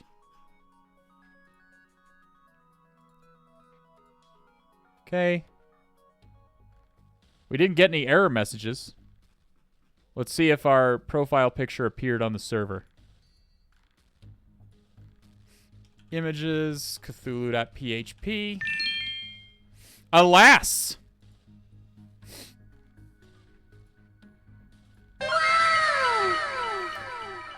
So what we have here is that our Cthulhu fhtagn is being displayed to the screen. So now, if we just add a PHP parameter, fhtagn equals ID, we see that we can execute operating system level commands. Does that make sense? Mayro Matekos, thank you for the bit. Do you offer private coaching? I do. Yeah. Just I don't, it's not like a public offering. I don't like try to advertise it or anything, but if you reach out to me on Discord or an email, I have done some private coaching with some people in the past. Does this make sense to everybody? Normal guy, thank you for the follow. Cthulhu fhtagn to you, my friend. Does this make sense to everybody what I'm doing here? If you have questions, please feel free to ask. Let's see. Where are we with Stream Raiders? Let's go ahead and do Stream Raiders. Astro Boy says, this is awesome. Hey, man, thank you for being here. I'm glad you're learning and finding this really cool. I think it's really cool. I just changed the admin password, lol. Well, I changed the admin password, too. You have to be admin, I believe, to access this functionality.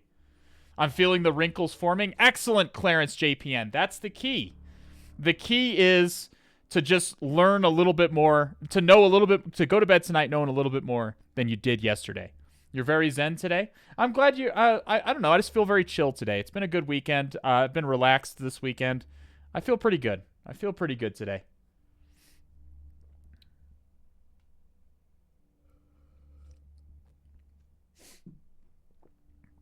Does anybody have any questions about that exploit chain? Any questions about that exploit chain at all? Any part of it? Feel free to ask questions. There's no stupid questions in this chat. Well, that's not true. Chat has asked many stupid questions. But in this case, I will absolve you of the worry of asking a stupid question. Valorite and Technique with the most kills and most assists.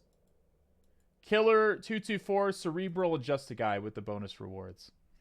Angel D! We are zen today, Angel D! I'm not gonna scream at you! Well, I will this time because you're asking for it rudely. You're rudely asking for me to stream, or for me to scream at you for molding when I've been nothing but nice today. What are you doing, step bro? Hate handles. What I'm doing is teaching you smooth brains how to do eldritch magics. Okay? Dark arts. I'm trying to add wrinkles to your very pristine and smooth noggin. Okay? You're welcome. That bonsai tree he got the other week is paying dividends. It was just a week ago. It's doing well. I bought a light for it. I bought one of those grow lights. But it's cheap Chinese garbage, and one of the lights doesn't come on. So I have to buy another one. Hopefully this one, the next one I buy, won't be cheap Chinese garbage. Which one is worse, Jonathan Data or Mike Parsons? Jonathan Data is just a dipshit on Twitter. Granted, he's a dipshit on Twitter who is vexingly getting retweeted by Marco Rubio and Joe Rogan. But he's just, in the end of the day, he's just a dipshit on Twitter. Mike Parsons is the governor of Missouri. So one of these is definitely worse than, so Mike Parsons is definitely worse than the other one. Full hydroponic setup within weeks, slippery slope. I don't know about that, dude. He's the only plant that I have so far. Getting retweeted by Joe Rogan is more insult than honor. I would agree with you, Professor Dragmeyer, but unfortunately, Joe Rogan has way bigger of an audience than he deserves. And it's an entire audience of fucking dipshits. So, it's one dipshit that's spreading misinformation to other dipshits that are unfortunately altering their worldview. So, I'm not going to say Jonathan Data doesn't matter. He absolutely does, and what he's doing is harmful. But to say, I don't think that there's ground to stand on to say that he's worse than the governor of Missouri, wanting to prosecute people for using developer tools. All right, so let's go ahead and get a reverse shell, shall we? Now, the way I prefer to do this is send this to repeater. We're going to change the request method to a post request, and the reason you do this. The reason I like to do this is that there's less bad character restrictions in post requests. You have less problems with bad characters and request length and so on and so forth. So if config ton 0. I still regret losing my TryHackMe IP address. Why is this white now? Why is this light mode? Excuse me. Why did this change to... No! Why is light mode default? Go back to the dark mode like a good Oh, GoPro. GoPro's getting credited in, GoPro, are you in chat? GoPro is getting credited in Hack Tools. That's nice. John Hammond, too.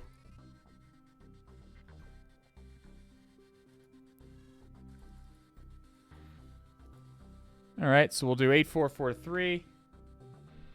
I need my goggles to... Exactly, that's what I said. I don't know why it's going to light mode on me. It looks like they updated the app and added a light mode for some reason. I can't imagine who wanted a light mode. We do need to URL encode this because the content type says application xwww form URL encoded, which is the default in most cases. So we just need to control U and URL encode that. Netcat tech NLVP 8443 to start NCAT. And we're in. Hackerman. I'm in. All right. So we have achieved code execution on this server, and we have a reverse shell. Remember the chaos when switching between light and dark mode was a points redemption? That was very funny to me. It just disrupted the stream too much, so I had to discontinue it. Infosec Axiom, thank you for the follow. Because Callie also has a light mode. How do I turn it on?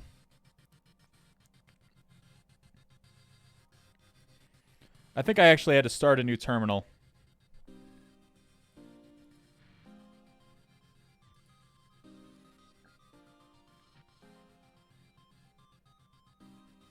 Why would we want to turn it on? It's an excellent question. I'm just trying to demonstrate it.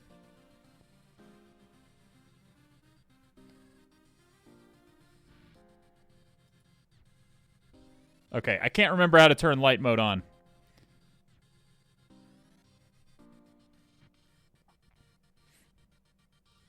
I can't remember how to turn light mode on, but it was gross, okay? I don't know why light mode exists in Kali, but it apparently does. Okay. Which Python 3, Python 3-C, import pty, pty.spawn, bin bash, control Z, stty raw minus echo, export term equals x term, 256 color. All right. So we've stabilized our shell using a Python pseudo terminal. So we now have tab autocomplete and so on. We can see our Cthulhu.php, Cthulhu.text stuff here. Let's go back. Let's look at what other So what do we want to do first? What do you guys think we're doing first? We've got our reverse shell, and now what is the first thing we do? And I ask you this question because the goal of these streams is to make you better as a pen tester, to make you operate more effectively. And good, a lot of you in chat have already, I've trained you all very well. Credentials. We want credentials. Credits will define. And since we are running as the www data user, we want to look anywhere we suspect our user may have credentials. For a normal user account, that might be their home directory or something like that. Like the SSH directory inside of the home directory and stuff like that. But for the web server user, that's probably going to be database credentials and config files. So let's look there. Let's look for that. Let's look for any kind of config. We do see a PHP myadmin.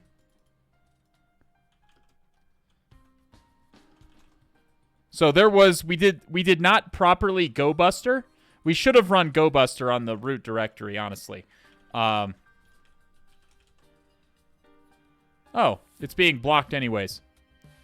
Oh, it's probably capitalization. Linux is case sensitive.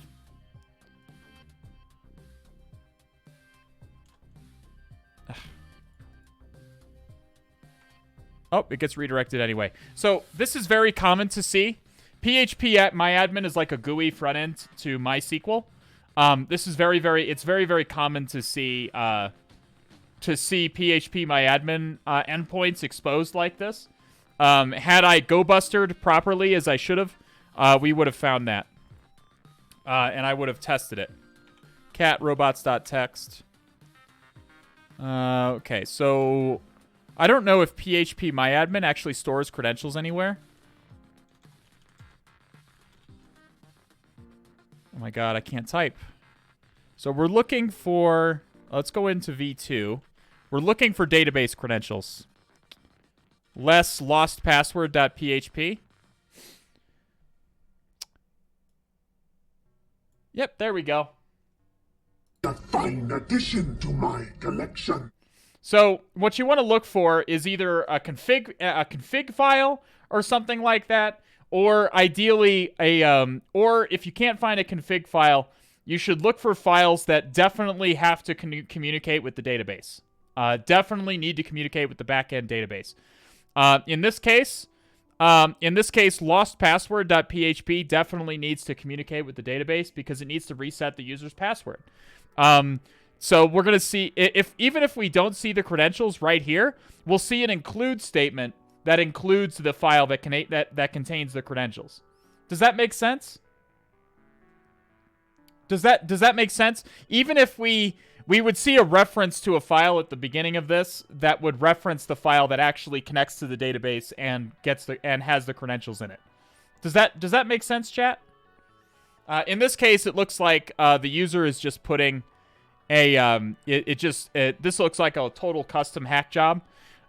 So it looks like the database is called Sky. We'll go ahead and just copy all this out and we'll slap this in here.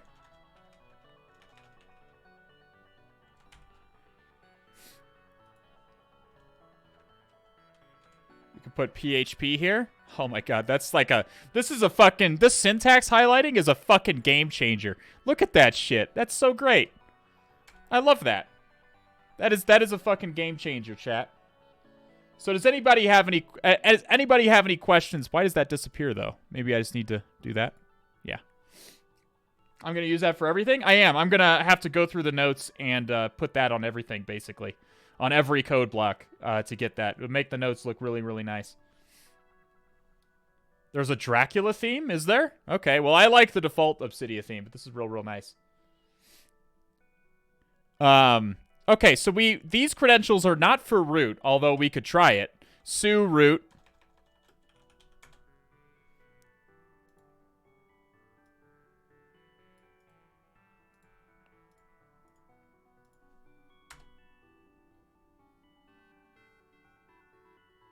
Okay, so these are not the root credentials.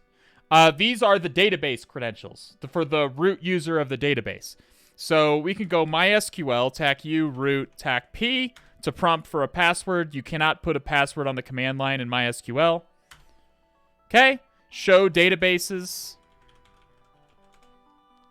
Okay, so these databases typically contain metadata about the rest of the databases, so they're typically not interesting to us for the most part.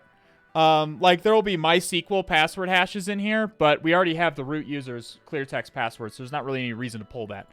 We're interested in the Sky database.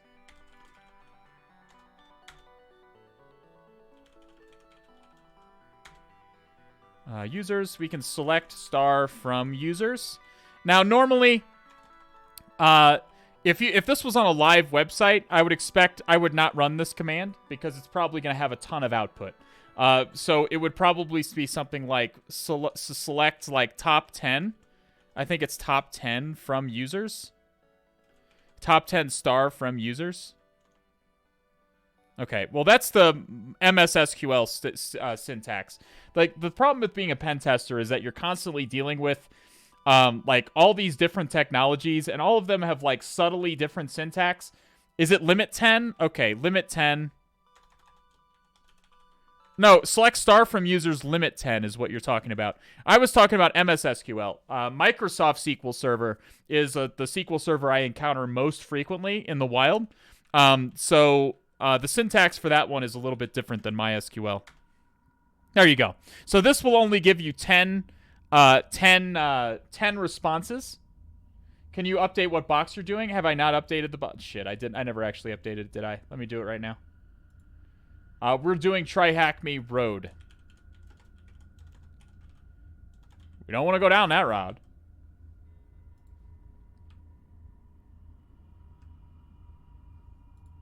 There we go. So we see there's another vulnerability here, and that vulnerability is clear text passwords. Now, I know what you're thinking. Mr. Streamer. Mr. Streamer. Mr. Streamer. This can't possibly be realistic. Nobody stores clear text passwords any...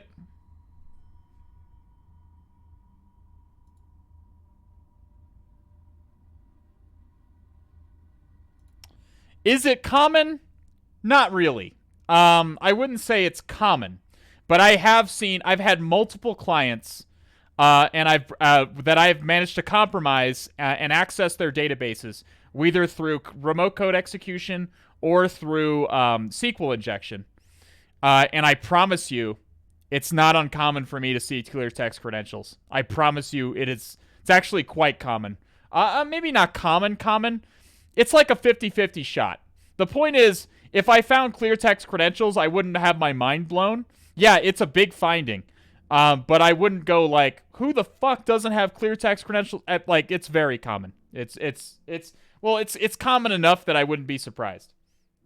It's more common than it should be. That's a good one for it. Yeah. That's a good way to put it. So, unfortunately, we don't see any new passwords here. We see that we see the admin's password that we changed. I would have liked to have seen the admin's original password. That would have been nice, seeing the admin's original password. But unfortunately, we had to change it in order to get here. So it seems like we're out of luck in that regard. And there's nothing else to look for in here, so we'll go ahead and hop out. Let's see what cat... let's do some basic box enumeration here. Grep sh.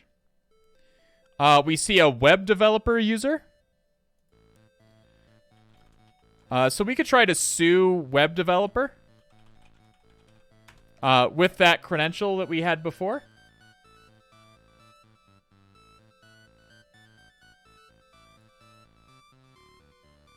Oh, I pasted it by accident. Here we go. Paste that in. No joy, huh? Okay, sue web developer. Web developer. Nope. Okay, so we can't quite get there. Let's see. There was phpMyAdmin. phpMyAdmin is just a web front end for MySQL, so we're not going to see anything there. Let's go to the home directory.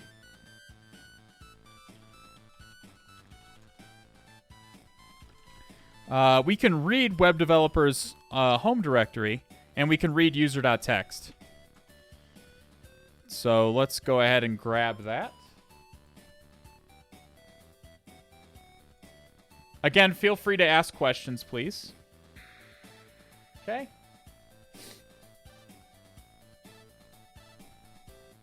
Lazy developers? Yeah. The fact of the matter is that developers are just like you and I, okay? Developers, and keep in mind what, like, the modern web development landscape. Web applications are very complicated these days. They're not monolithic structures anymore. There's databases, there's front ends, there's back ends, there's CMSs.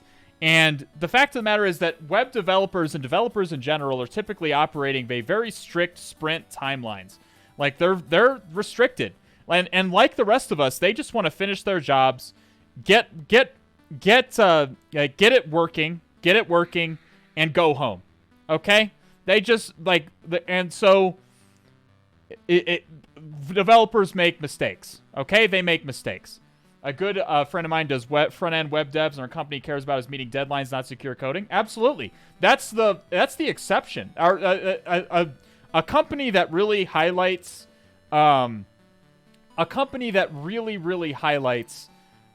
use like security would be the exception rather than the rule. Okay.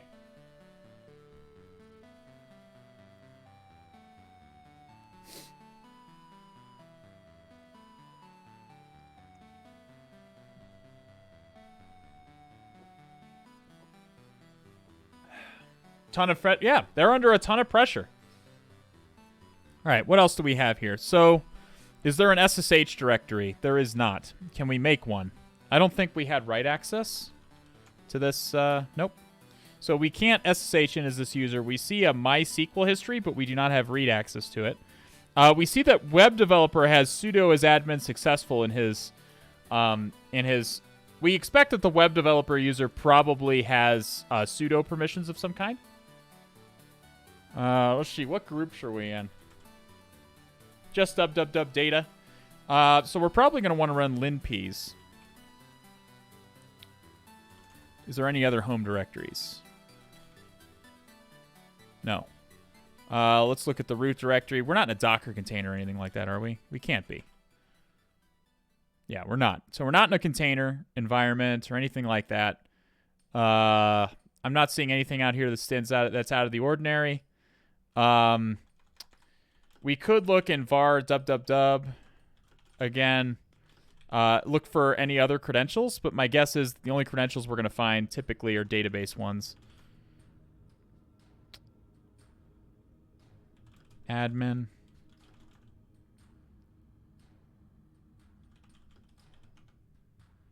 Again, check.php.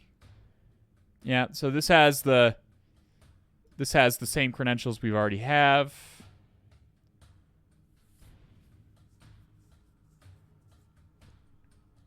Here's where it's setting the cookies, and you're going to note that it doesn't add those flags that we talked about. This is where we could set the HTTP only flag and stuff, but they're not being set here. And that's why we found that cross-site scripting and that cookie leak. All right, so there's nothing really there. Yeah, we're probably just going to want to run linps. Dev shm sudo cd opt pentest or privilege escalation awesome script sudo git pull to have the most recent version. Okay. cd linps cd what? Builder? What the fuck? Did they change it? Oh, come on. I just want a simple script, dude.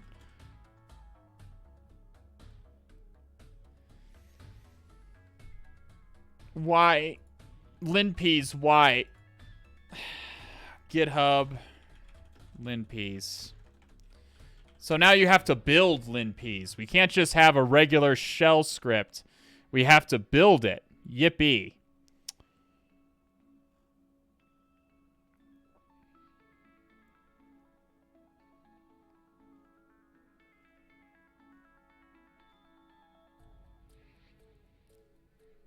They're under GitHub releases.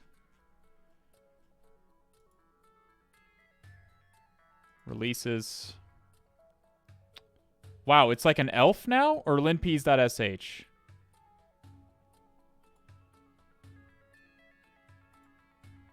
Okay. Lame.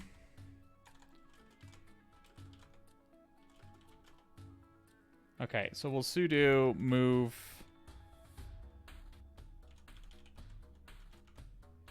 downloads linps.sh here. Hosted on a web server.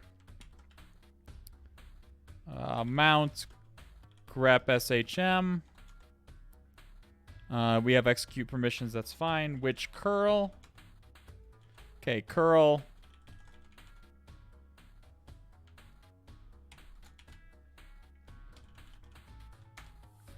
.14.9.41. linps.sh, pipe it into bash t Output.text. Alrighty. So we're running linps. The web developer password can't be in the MySQL user table. We already checked. The only password that was in there, it might have been the admin password before, but we had to reset it to get here. So we don't know what the admin's password is no longer in the database. It's been replaced by the one we made that we put in. AlZetInfoSec, thank you for the raid, my friend. How was your stream? How was your stream, AlZetInfoSec? Thank you so much. Welcome to your viewers, as always. Sudo is vulnerable. Look, I know we could use Polkit. We could just escalate with Polkit, but we're purposefully ignoring Polkit, okay? Polkit's not interesting. We've already done it once.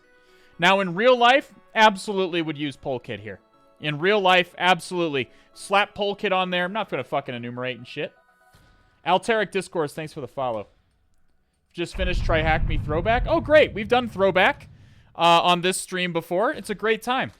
Did you enjoy it?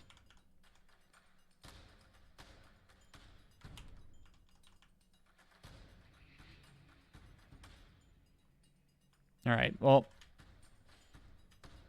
we'll scroll through most of it. My buffer was not long enough. My TMUX buffer, I should say. Environment was a bit flaky, but off. Yeah, I recommend Hollow next. Ooh, except for that last part. Hey, chat, would you recommend Hollow with that last part? With the NTLM relay? Hollow was pretty great up until the NTLM relay at the end, which was really flaky. What is Polkit? Or PwnKit. PWNKIT. It's a very recent Linux vulnerability, very easy to exploit, and just about every Linux system is vulnerable to it, except for ones that have been patched in the last month. Chirag Artani with the 6 months. Welcome back to the All Has Red team. Saw your stream on Hollow. We'll probably try it next. Yeah. It was a good Active Directory machine. I didn't have to pay extra for it, at least. Bring me back to FTL. There we go. Is it possible to find the replay with Throwback? Probably not anymore. At this, I was doing that before I updated. I started uploading them to YouTube. I probably have those in my archive, like in my personal archive, but I probably have not uploaded them anywhere. I'll probably do Throwback again at some point, so don't worry. People always want to see more Active Directory content. Okay, so one thing that's nice about linps is it highlights stuff. We see that... this is interesting. So we see that web developer has a current TTY from a different IP address. But this is October 8th. Huh.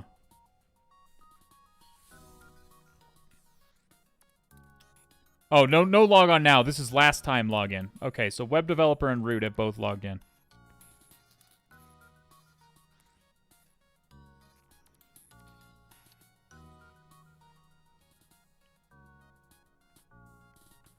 Mongo.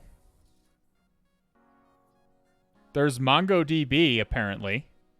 That's interesting. Write that down. Because we haven't seen that yet. MongoDB is apparently installed.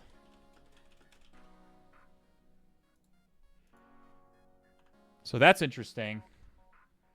I wonder if it's running. We'll have to find out here in a minute. We see the Apache configuration. Yep.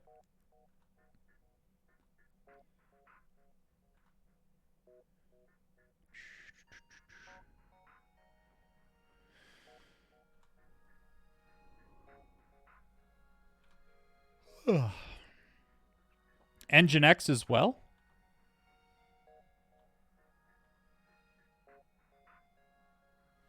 So we see Dirty Sock, we see do we see any SUID binaries that stick out to us?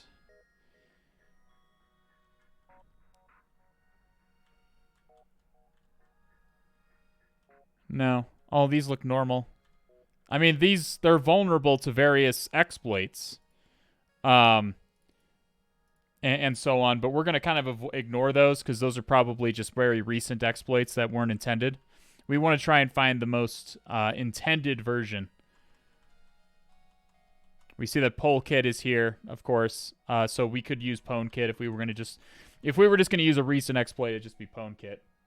Is this the first LinPiece scan? Yeah, this is the first LinPiece scan.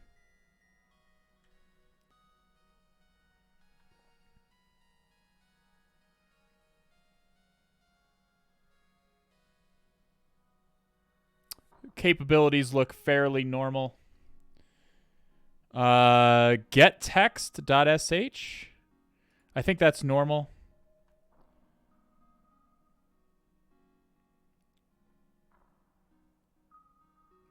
We can read the web developer directory. It's finding files with backup in the name. Were there any files here that... Sky backup utility. Let's mark that down, because that's probably custom. MySQL backup.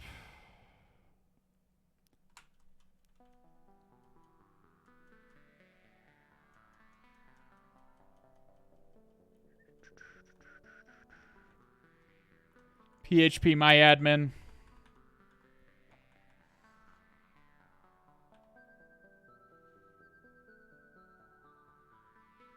Python stuff.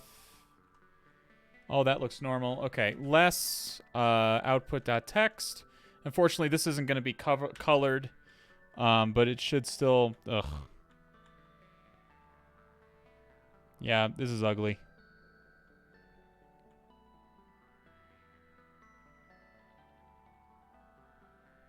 The MongoDB thing was most interesting. Netstat, Tech, ANP, TCP, grep, listen. So there's no netstat. What can I use? SS, that's it. Okay, we'll just use SS.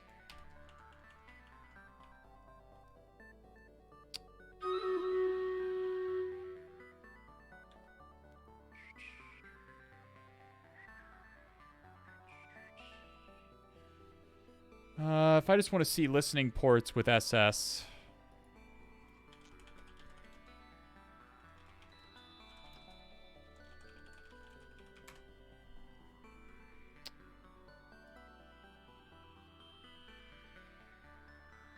Yeah, SS. SS Tech A.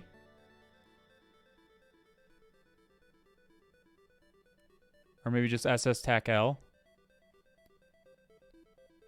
We'll do SS Tech A. SS Tech TULPN. It's just going to restart the machine or something. Oh, that looks good. Yeah, that's cool. Let me put that... I'll just go ahead and slap that in the cheat sheet, actually. That's one of those things that could be useful, because I don't have to use SS very often. Netstat is a much more common tool to find. But SS is sort of more updated. So I think as time goes on, Netstat is probably going to be retired. Let's do bash. Just put this in the cheat sheet.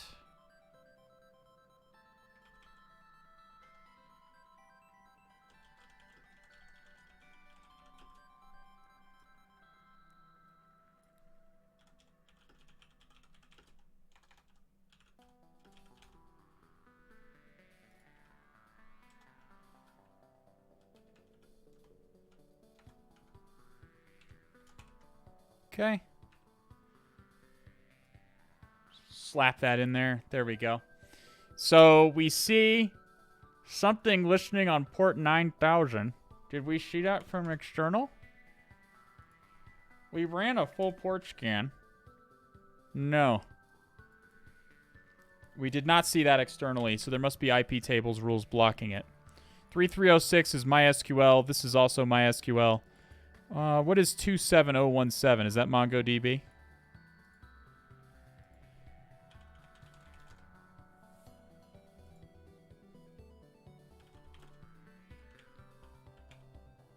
Yeah, MongoDB. So MongoDB is listening. I'm wondering what port 9000 is.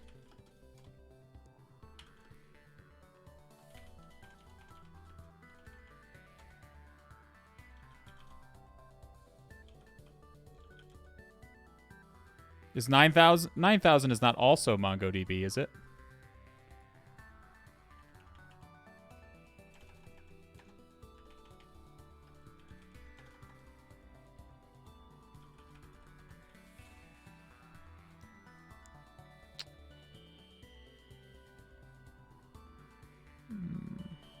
Doesn't seem to say for sure. It might be some kind of web management console. It certainly could be. We could try curl.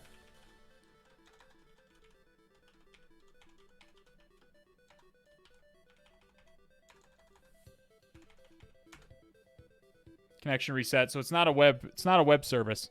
It's something else. When will you print copies of the Necronomicon bound in human flesh?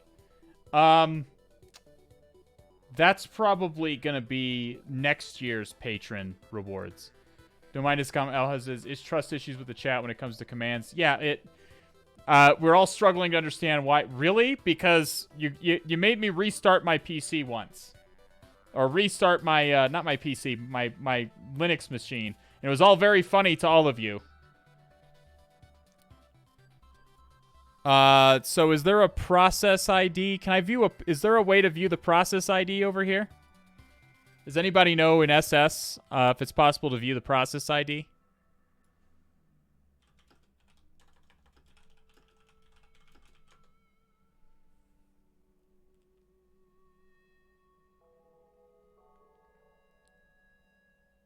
Process info TAC P. I thought we included TAC P. Yeah, we did. In netstat, you need sudo? Oh, it's a sudo thing. Okay. Well, we can look at PSAUX. I didn't set my TTY, though. So let's go STTY-A. Rows 20. Let's just make it a little bit smaller. Rows 33, columns 118.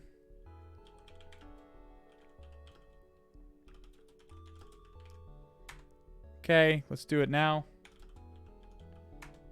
That's much cleaner. All right.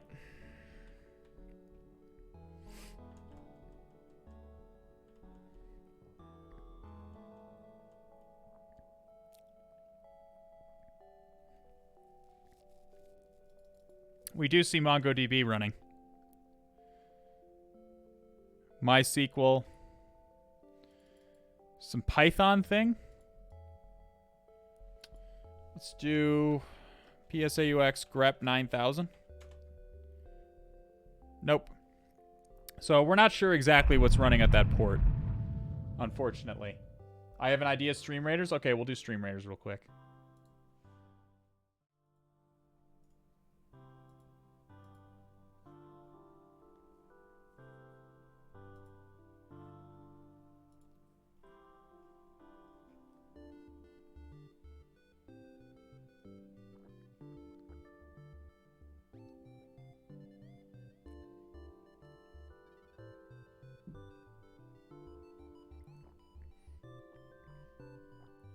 Zoom the screen, watching stream from my phone. I'll zoom it a little bit. Well, I just changed this. I just set the TTY. I mean, it's going to be hard to read from a phone regardless, okay? There's nothing really I can do about that. I'm not going to make the text fill the screen. Serovian technique with the most kills and most assists. Let's get some gold. For the best kind of shell is an unstable one. That is not the case. Yeah, I'm streaming on a BlackBerry on a Motorola Razr. I'm viewing the stream on a Motorola Razr. Vanilla Thrill, thank you for the follow.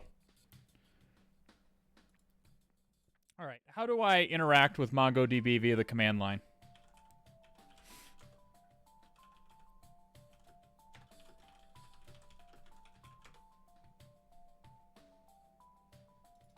Let's do this. Fuck. Let's see if Hacktrix has a thing on it. It does. Hacktrix is always a good place to look for.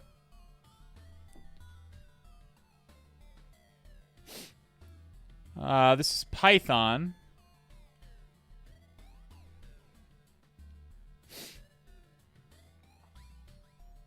Mongo host. Okay, there we go. All right, what else you got for me, Hacktrix? It does not seem to require authentication, because by default it does not. Now what do I run inside of here? Show DBS.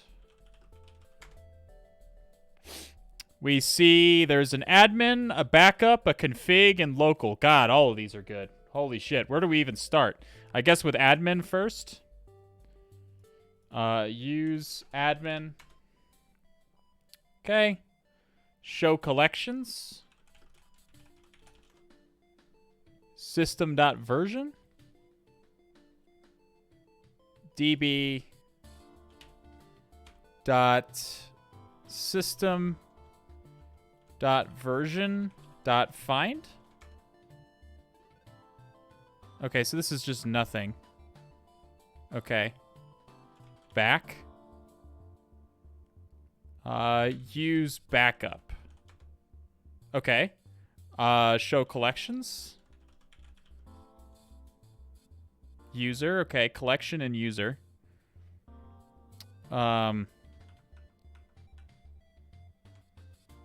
db dot collection dot find.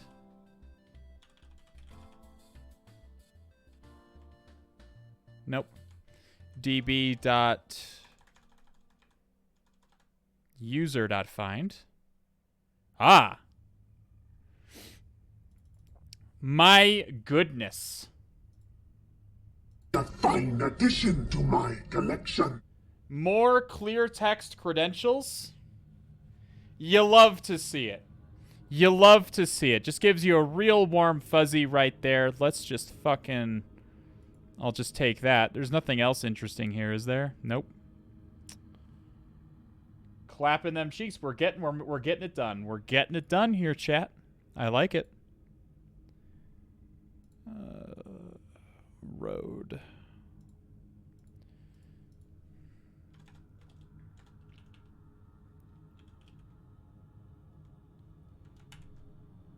Oh my god, they've even do it with JSON. This is a complete game changer. My mind has been blown by this. This is... It even does JSON. Okay, so we have these nice credentials here for web developer user. Let's quit. Quit with parentheses. There we go. Sue web developer. Put in his password. And we are now the web developer user. Okay? Does anybody have any questions about that? Voltraz, welcome to the chat. Does anybody have any questions about anything that we just did just there? So when you... This is very common to see on the OSCP exam too. One of the first... On the OSCP exam in particular, the first thing you should do when you get a shell is run netstat. Or SS. Or whatever it is that's going to show you listening ports.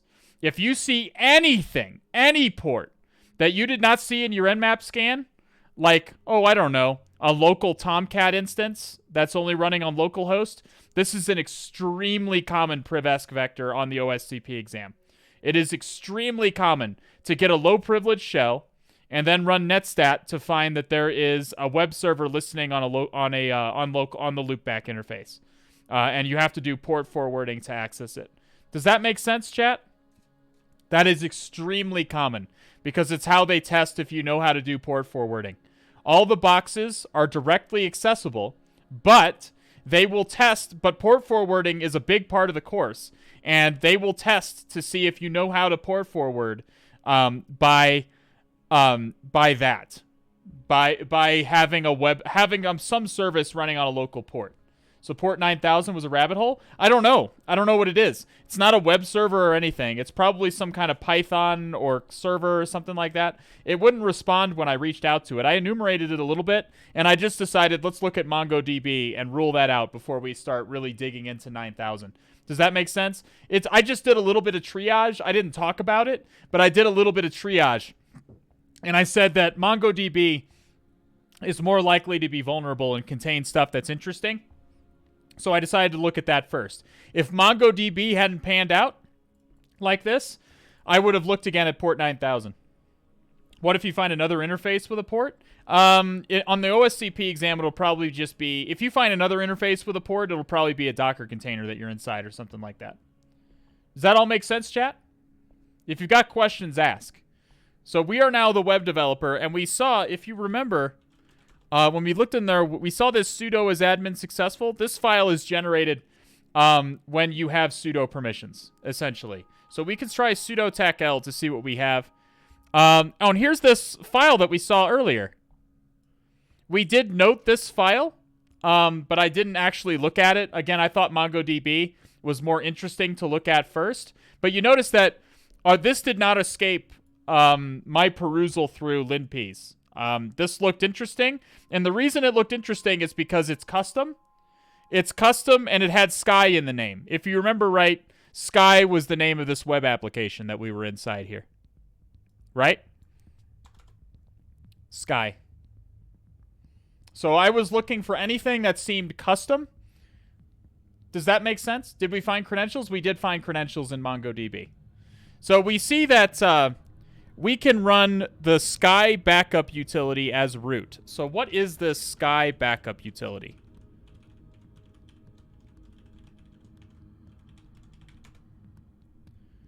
It is a script, it looks like. I can read it, so let's go ahead and read it.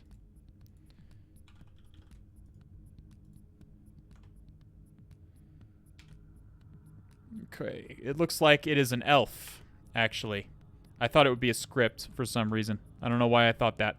But it looks like it is a binary file. So we see that it is an elf. Hopefully it's not a buffer overflow or something crazy. Let's just try executing it and see what we get.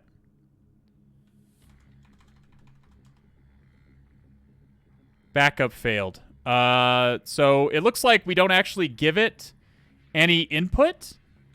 If we run it as sudo.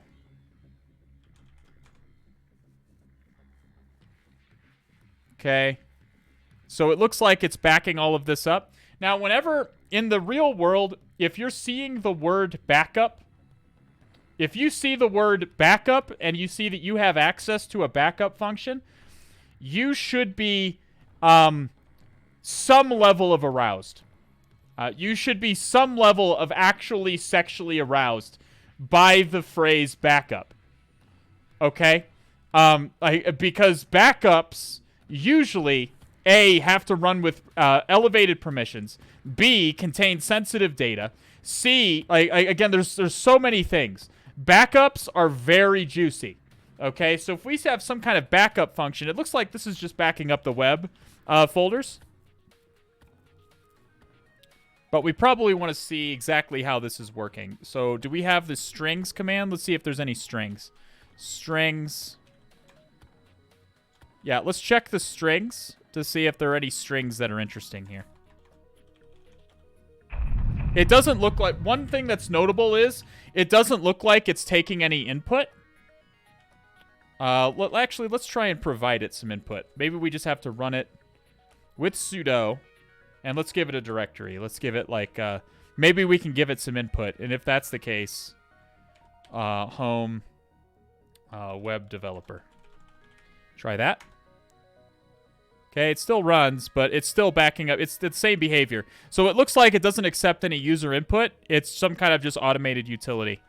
So in that situation, it's probably not a buffer overflow or any kind of anything like that.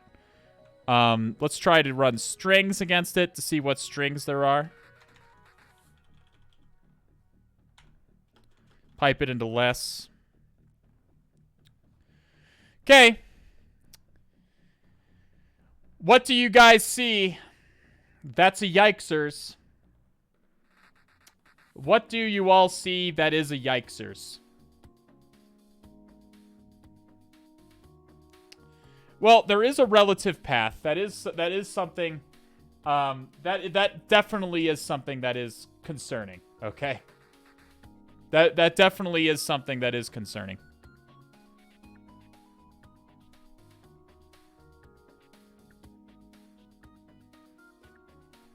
There's a couple of things that seem interesting, but I forgot that this is not a sudo permission.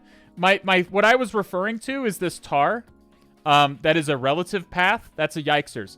But this is not an SUID binary. This is not an SUID binary. So we have to sudo it, so it's going to run with roots environment variables. Okay, so we can't actually do the environment variable exploit thing unless we can write to somewhere inside of early on in users roots environment path environment variable, which we don't even know what his path environment variable is. So we're writing to root.backup. We do see a star, but that's not immediately vulnerable to me. Let's try and look at tar and GTFO bins, just to make sure I'm not forgetting anything. I'm not seeing anything that immediately sticks out to me as, like, actually exploitable. Like, it's definitely interesting that it's running a tar command. But... oh. It's definitely interesting that it's running a tar command, but... because it's running inside of an elf, I don't think I can tack on, like, this stuff to the end of the command. I don't think that's possible. Because it's the elf is not accepting any input from me.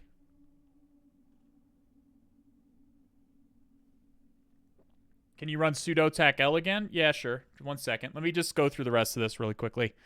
It doesn't look like this tar command is vulnerable in any way that I can immediately notice. I'm sure it's vulnerable somehow, but we'll figure something out. You wanted me to run sudo tac L again, so let's look at that. Oh. Okay, so I immediately saw this. And this is another case where... so, I'll take the hit on this. Okay?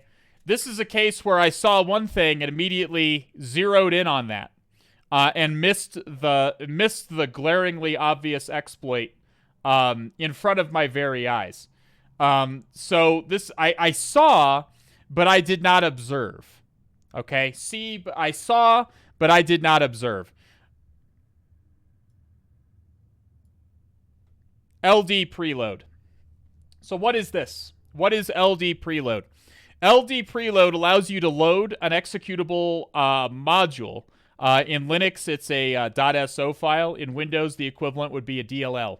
It allows you to load an arbitrary DLL or shared object file into memory when this executes.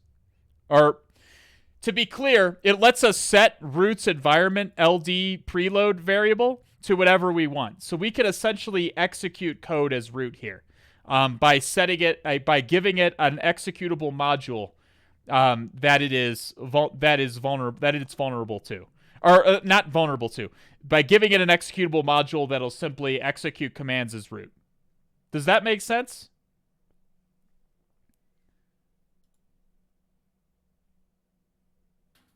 Does that make sense, chat? Well, I think it'll make more sense when we do it. Let's just do it. I think Hacktricks should have a good Hacktricks LD preload. Yep.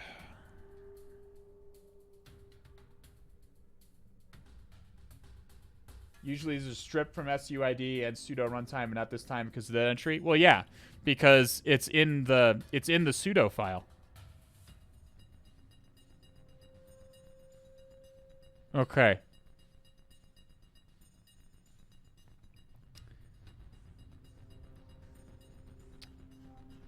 It looks like it's part of... let's just search LD. LD preload.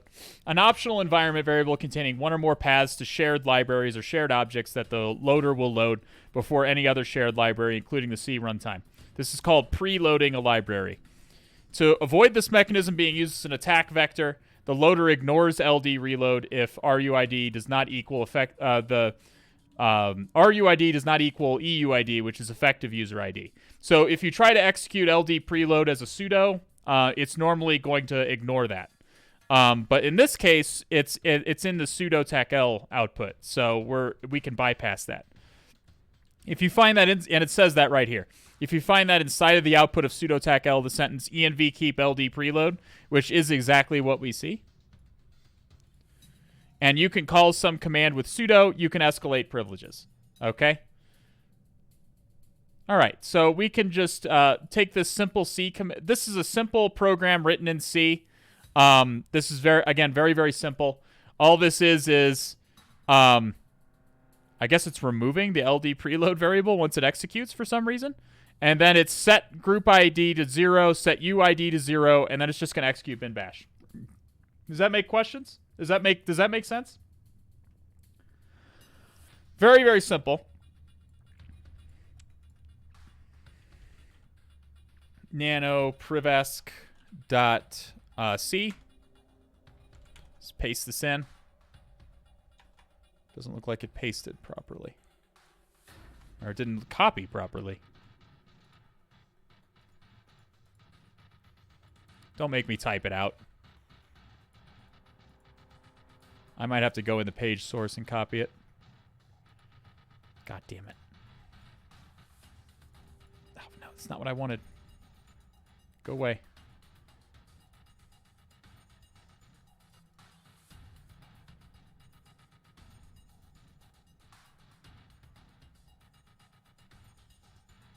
Okay, well, this is much harder than it should be.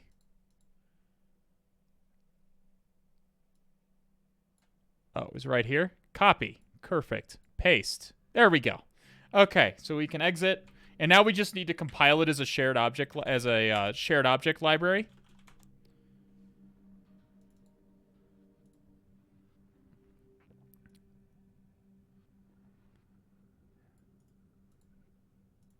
Okay. privesc.so, privesc.c. Okay, we don't care about those warnings. It's still compiled. You see it has our shared object library here. It has executable permissions, which is what we want. And now we can export. I think it's LD underscore preload, is it not? Yeah. LD underscore preload.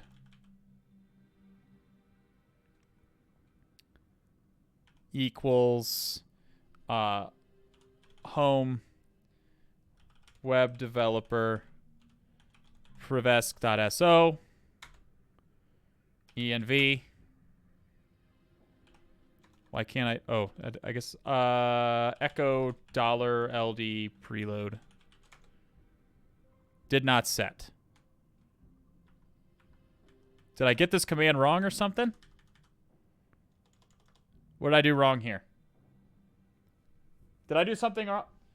Should rename it to privesc.c. Little copy, but listen, chat! Listen! It's not immediately obvious!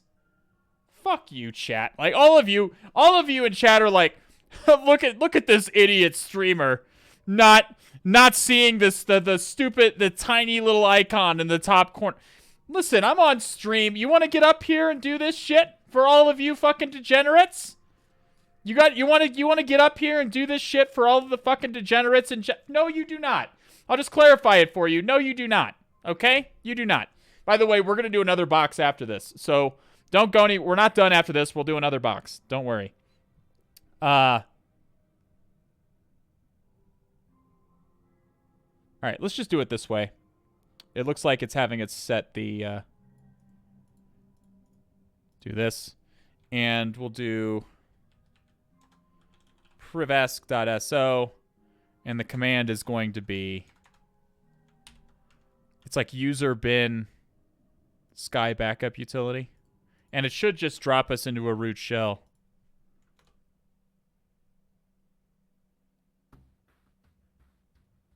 It did not work.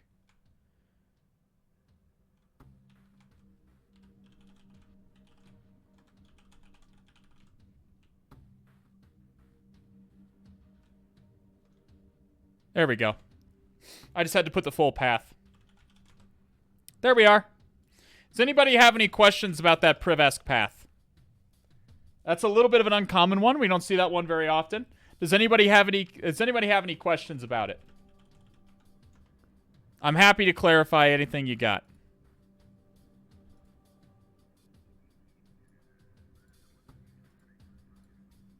And there we go. We'll decide on a new box in short order. Let's go ahead and start. Feel free to ask your questions. Ask your questions, chat. The Priv-esque is not real world. I haven't seen that one in particular real world, but I would not be surprised to see it.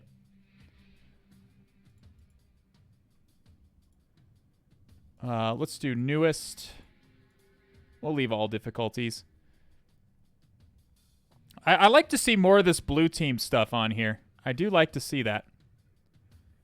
I don't like blue team stuff, but I like to see more blue team CTFs appearing because they deserve them. Ooh, this is cool. How is Ret2libc? Haven't done it. This is ROP chains, which I should probably do at one point. But let's do an easy one because I don't want to be here forever on another hard machine. Oh, that machine wasn't that hard, but...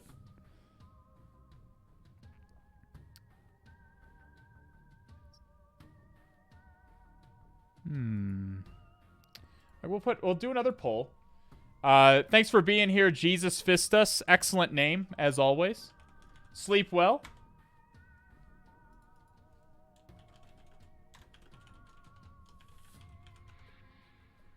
Hamlet. I guess we'll throw in Lumberjack Turtle, the log for J1 again.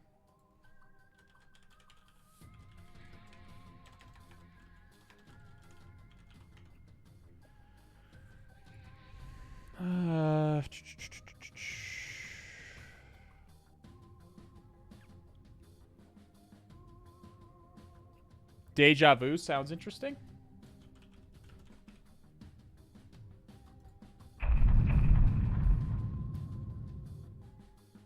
No sequel injections. We want to do challenges rather than walkthroughs. Gallery sounds fun.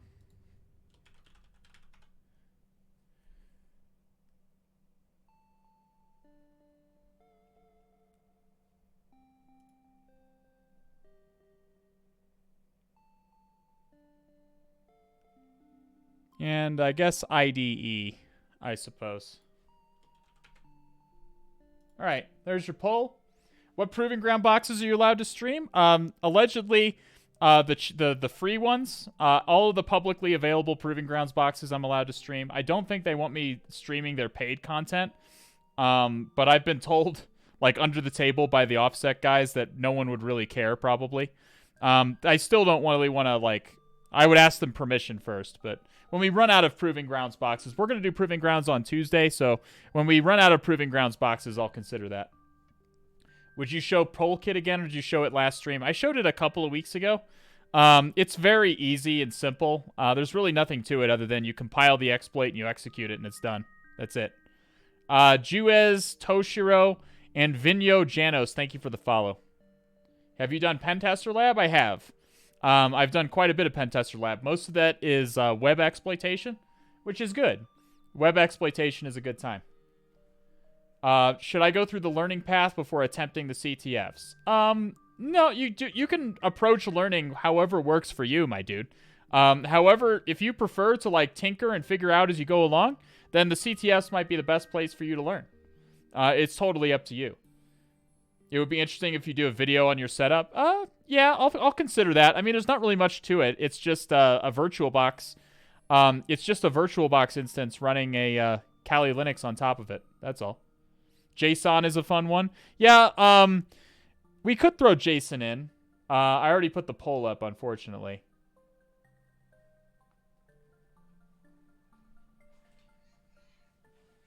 Oh, yeah.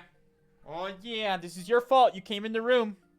You guys get blessed today. You get two star appearances. You say hello to the chat. Say hello.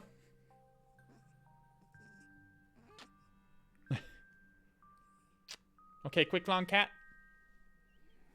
Long cat. She is not about this right now. She is not about what's happening to her right now. This is your fault.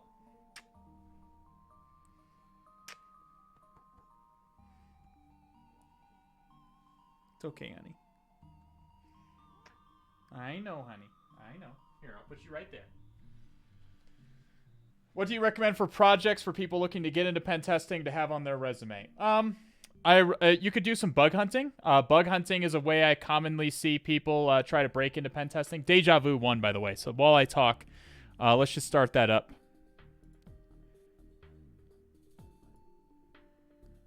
Where is it? Oh, it's probably not a challenge. It's probably a... Doesn't matter. We'll try and avoid the... yeah, we'll just ignore all this crap. Join the room. Start the machine. So we'll start this up. Let's do Stream Raiders as well.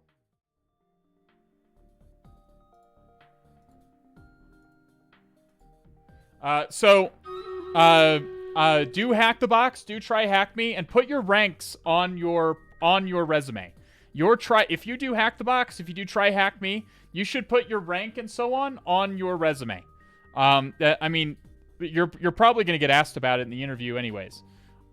So just put it on your resume, and like people, HR won't care about it, but the people who actually know what hack the box and try hack me are, will care. Because it shows that you're doing stuff in your spare time to learn and improve yourself. Have a good night, Mill. Thanks for being here.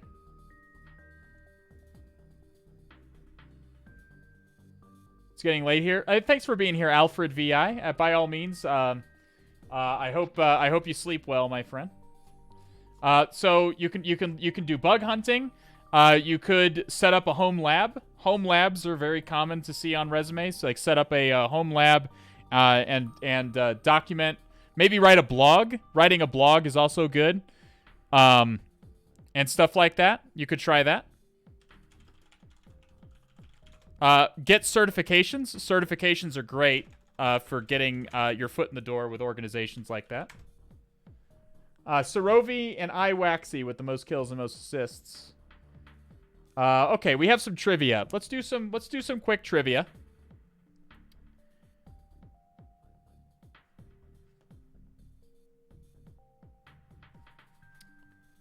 I'm thinking.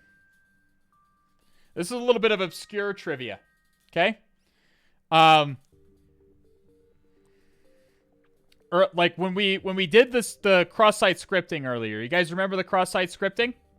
When we did the cross-site scripting and I was typing in alert 1, the script tags and alert 1, I said live overflow is probably would hate this if he saw me right now. And that's because Live Overflow does not recommend that you just do alert 1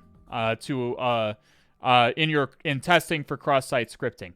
What does Live Overflow recommend that you put in the alert box to test for cross-site scripting?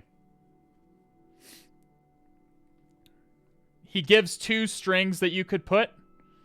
Just one of them. Not document.cookie, although certainly that would help. Against most web pages, the HTTP only flag is going to be set. Damok is correct. Are you in the Stream Raiders? God damn it. As is tradition, Damok is not in Stream Raiders. So, thanks, Damok. You gave the fucking answer to somebody. It's just a guy put it. Now, just a guy I think is the first person. Tsarsek isn't in here either. So just a guy wins. questionably deservedly, but this happens every time. At this point, I don't even know if I want to fight it anymore.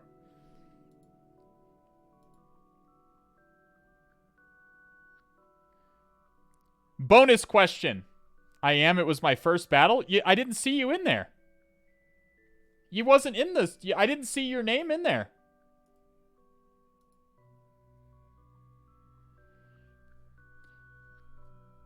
If you were in there and I didn't see you, Damok, I really do apologize. I apologize deeply. Were you logged in as a different Twitch account, perhaps? I do apologize. That's my mistake. So the reason, if you're wondering, the reason why Live Overflow recommends you put in document.domain is so that you can see what that should simply show what domain is in the URL bar. Like document.domain, like we can go here to the, if we go to the, God, that's not what I wanted. Let's just hit F12.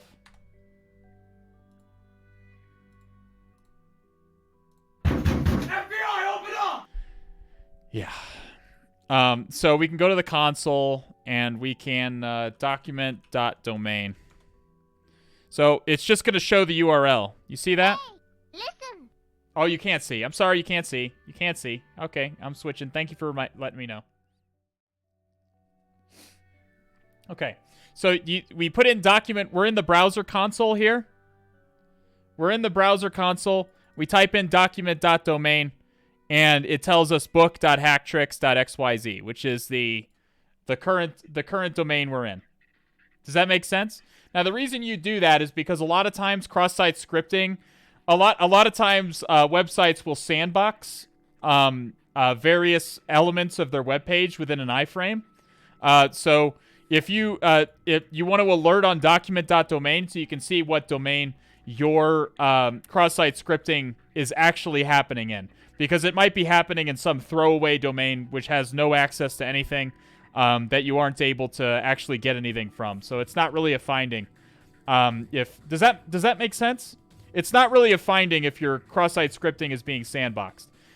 You need to be able to, if it's being sandboxed, you need to be able to demonstrate some kind of a sandbox escape from that point in order to demonstrate that you found an actual cross-site scripting vulnerability. Does that make sense? Or one that's out of scope, yes. Or a domain that is out of scope. Does that make sense? So basically, Live Overflow, and he has a video on this if you want to look up Live Overflow on YouTube and why you shouldn't. He has a recent video on this. So basically, instead of this, you would put in this.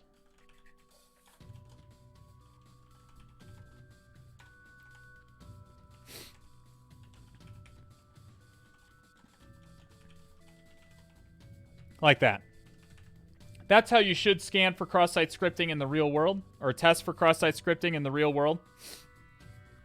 Cool? Does that make sense to everybody? Okay. Let's start Deja Vu.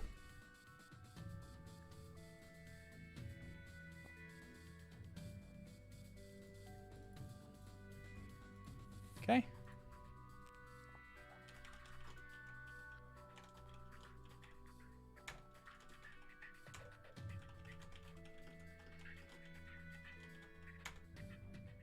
Okay, start with our nmap scan, as is tradition.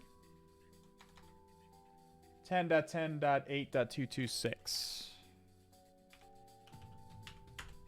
Okay.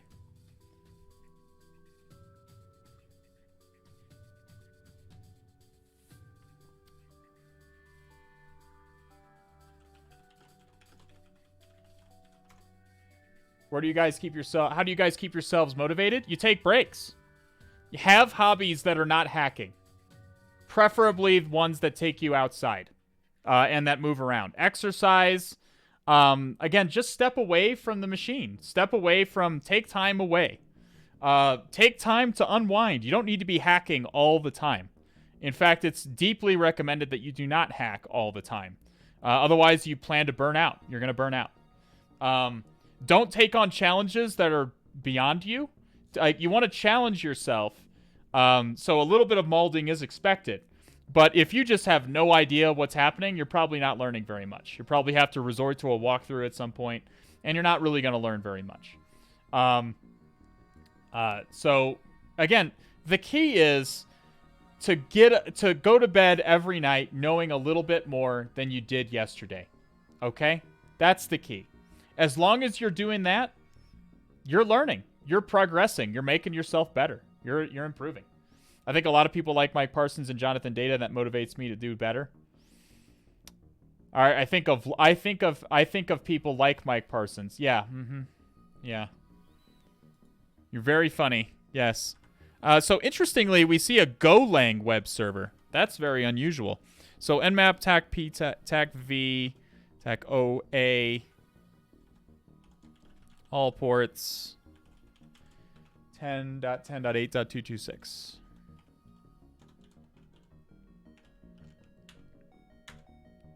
Okay, we'll go ahead and browse to this Golang web server while we're waiting.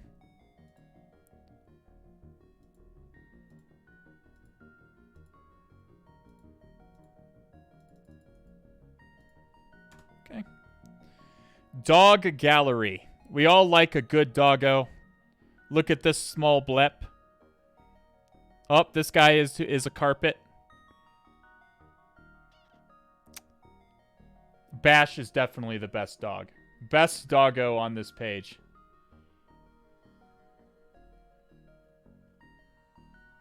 Also an excellent doggo.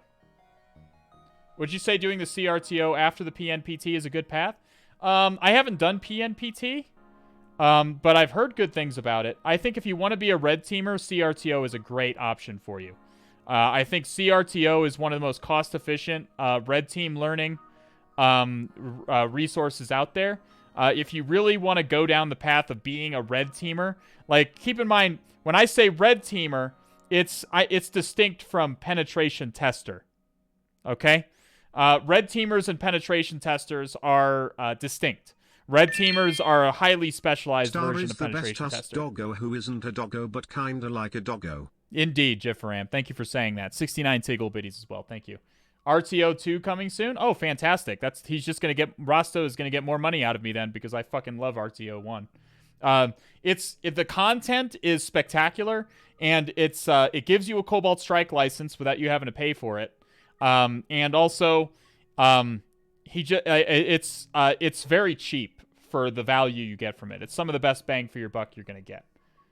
Really good. Tons of super in-depth techniques. I'm very happy to hear that. Have you seen bad pen testers, red teamers? What makes them bad?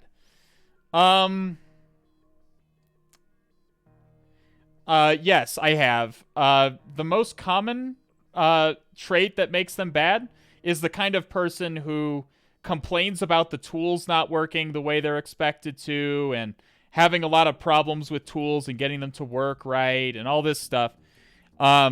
What they're usually running into is like simple permissions issues on Linux and stuff. They're not very familiar with Linux or a command line environment, and they're just following walkthroughs on how to like copy and pasting things into the terminal. And when the command doesn't run, they don't read the error or anything or try to figure it out in any kind of productive manner. And instead, they just complain and try to seek help from other people. That's what makes a bad penetration tester. People who don't really try to figure anything out on their own, and instead they just try to copy and paste commands. So don't be one of those. Let's view the page source.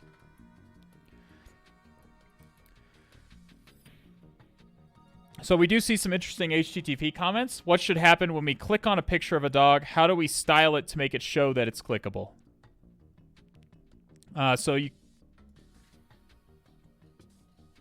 Okay, so we notice up here we see ID equals 0. ID equals 1. ID equals 2. So there's probably some kind of SQL query happening. Let's try ID equals 7. We get nothing. Probably because... Let's try ID equals single quote. We also get nothing. Let's try or 1 equals 1.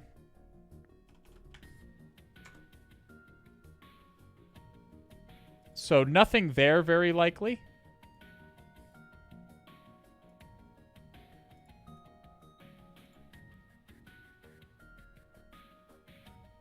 Okay. So I'm not sure how it's retrieving the file. I wonder if it's a local file inclusion.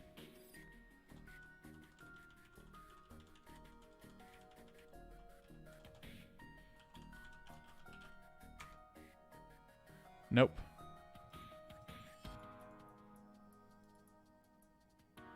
Yeah.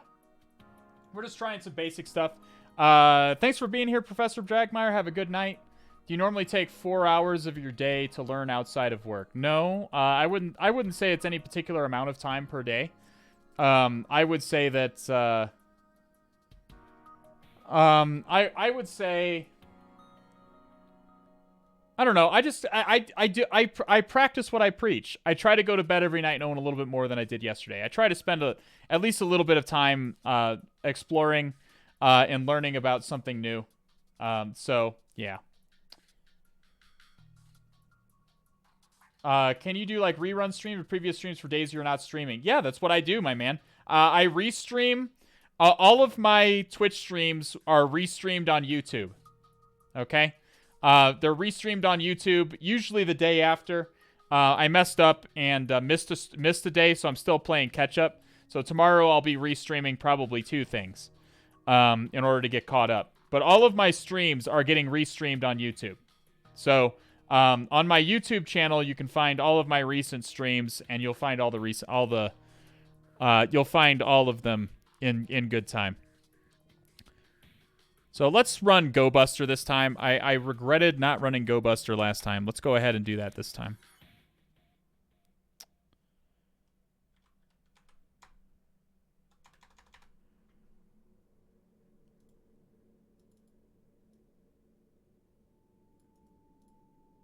Whoops.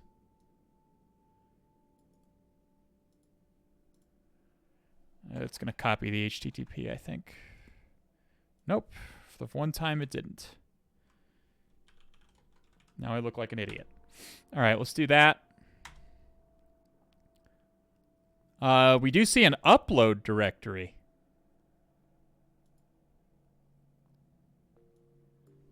Upload.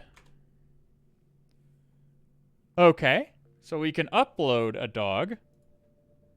Let's try and do what we did last time.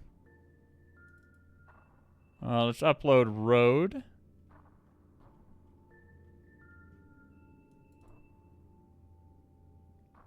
We have to switch this to all files. Cthulhu.php. Title. Test. Submit. And it looks like we have something here.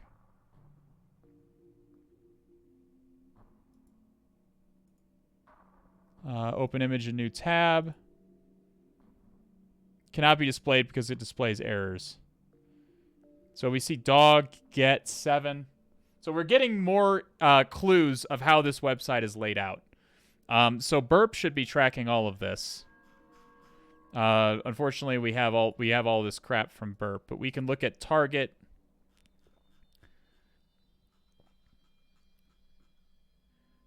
This is the one we want to look at right here.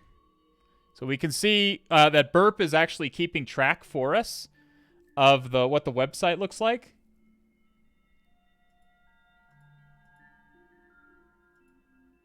So it looks like it's running get exif data. Oh. Interesting. So it's running a what was this a PHP web server? Did we determine this is PHP? A hunter must hunt. It's Golang. So we probably won't be able to. What we could try and do is get a picture. Is create a picture and put and add some exif data that would execute PHP. Gar, my goodness. 5 new cult initiates. Dystopia, Eberk, Alfred VI, Flanger, and Robot's Friend. Welcome to the All Has Red team, my friends. Thank you for supporting the stream, Gar. I really do appreciate it.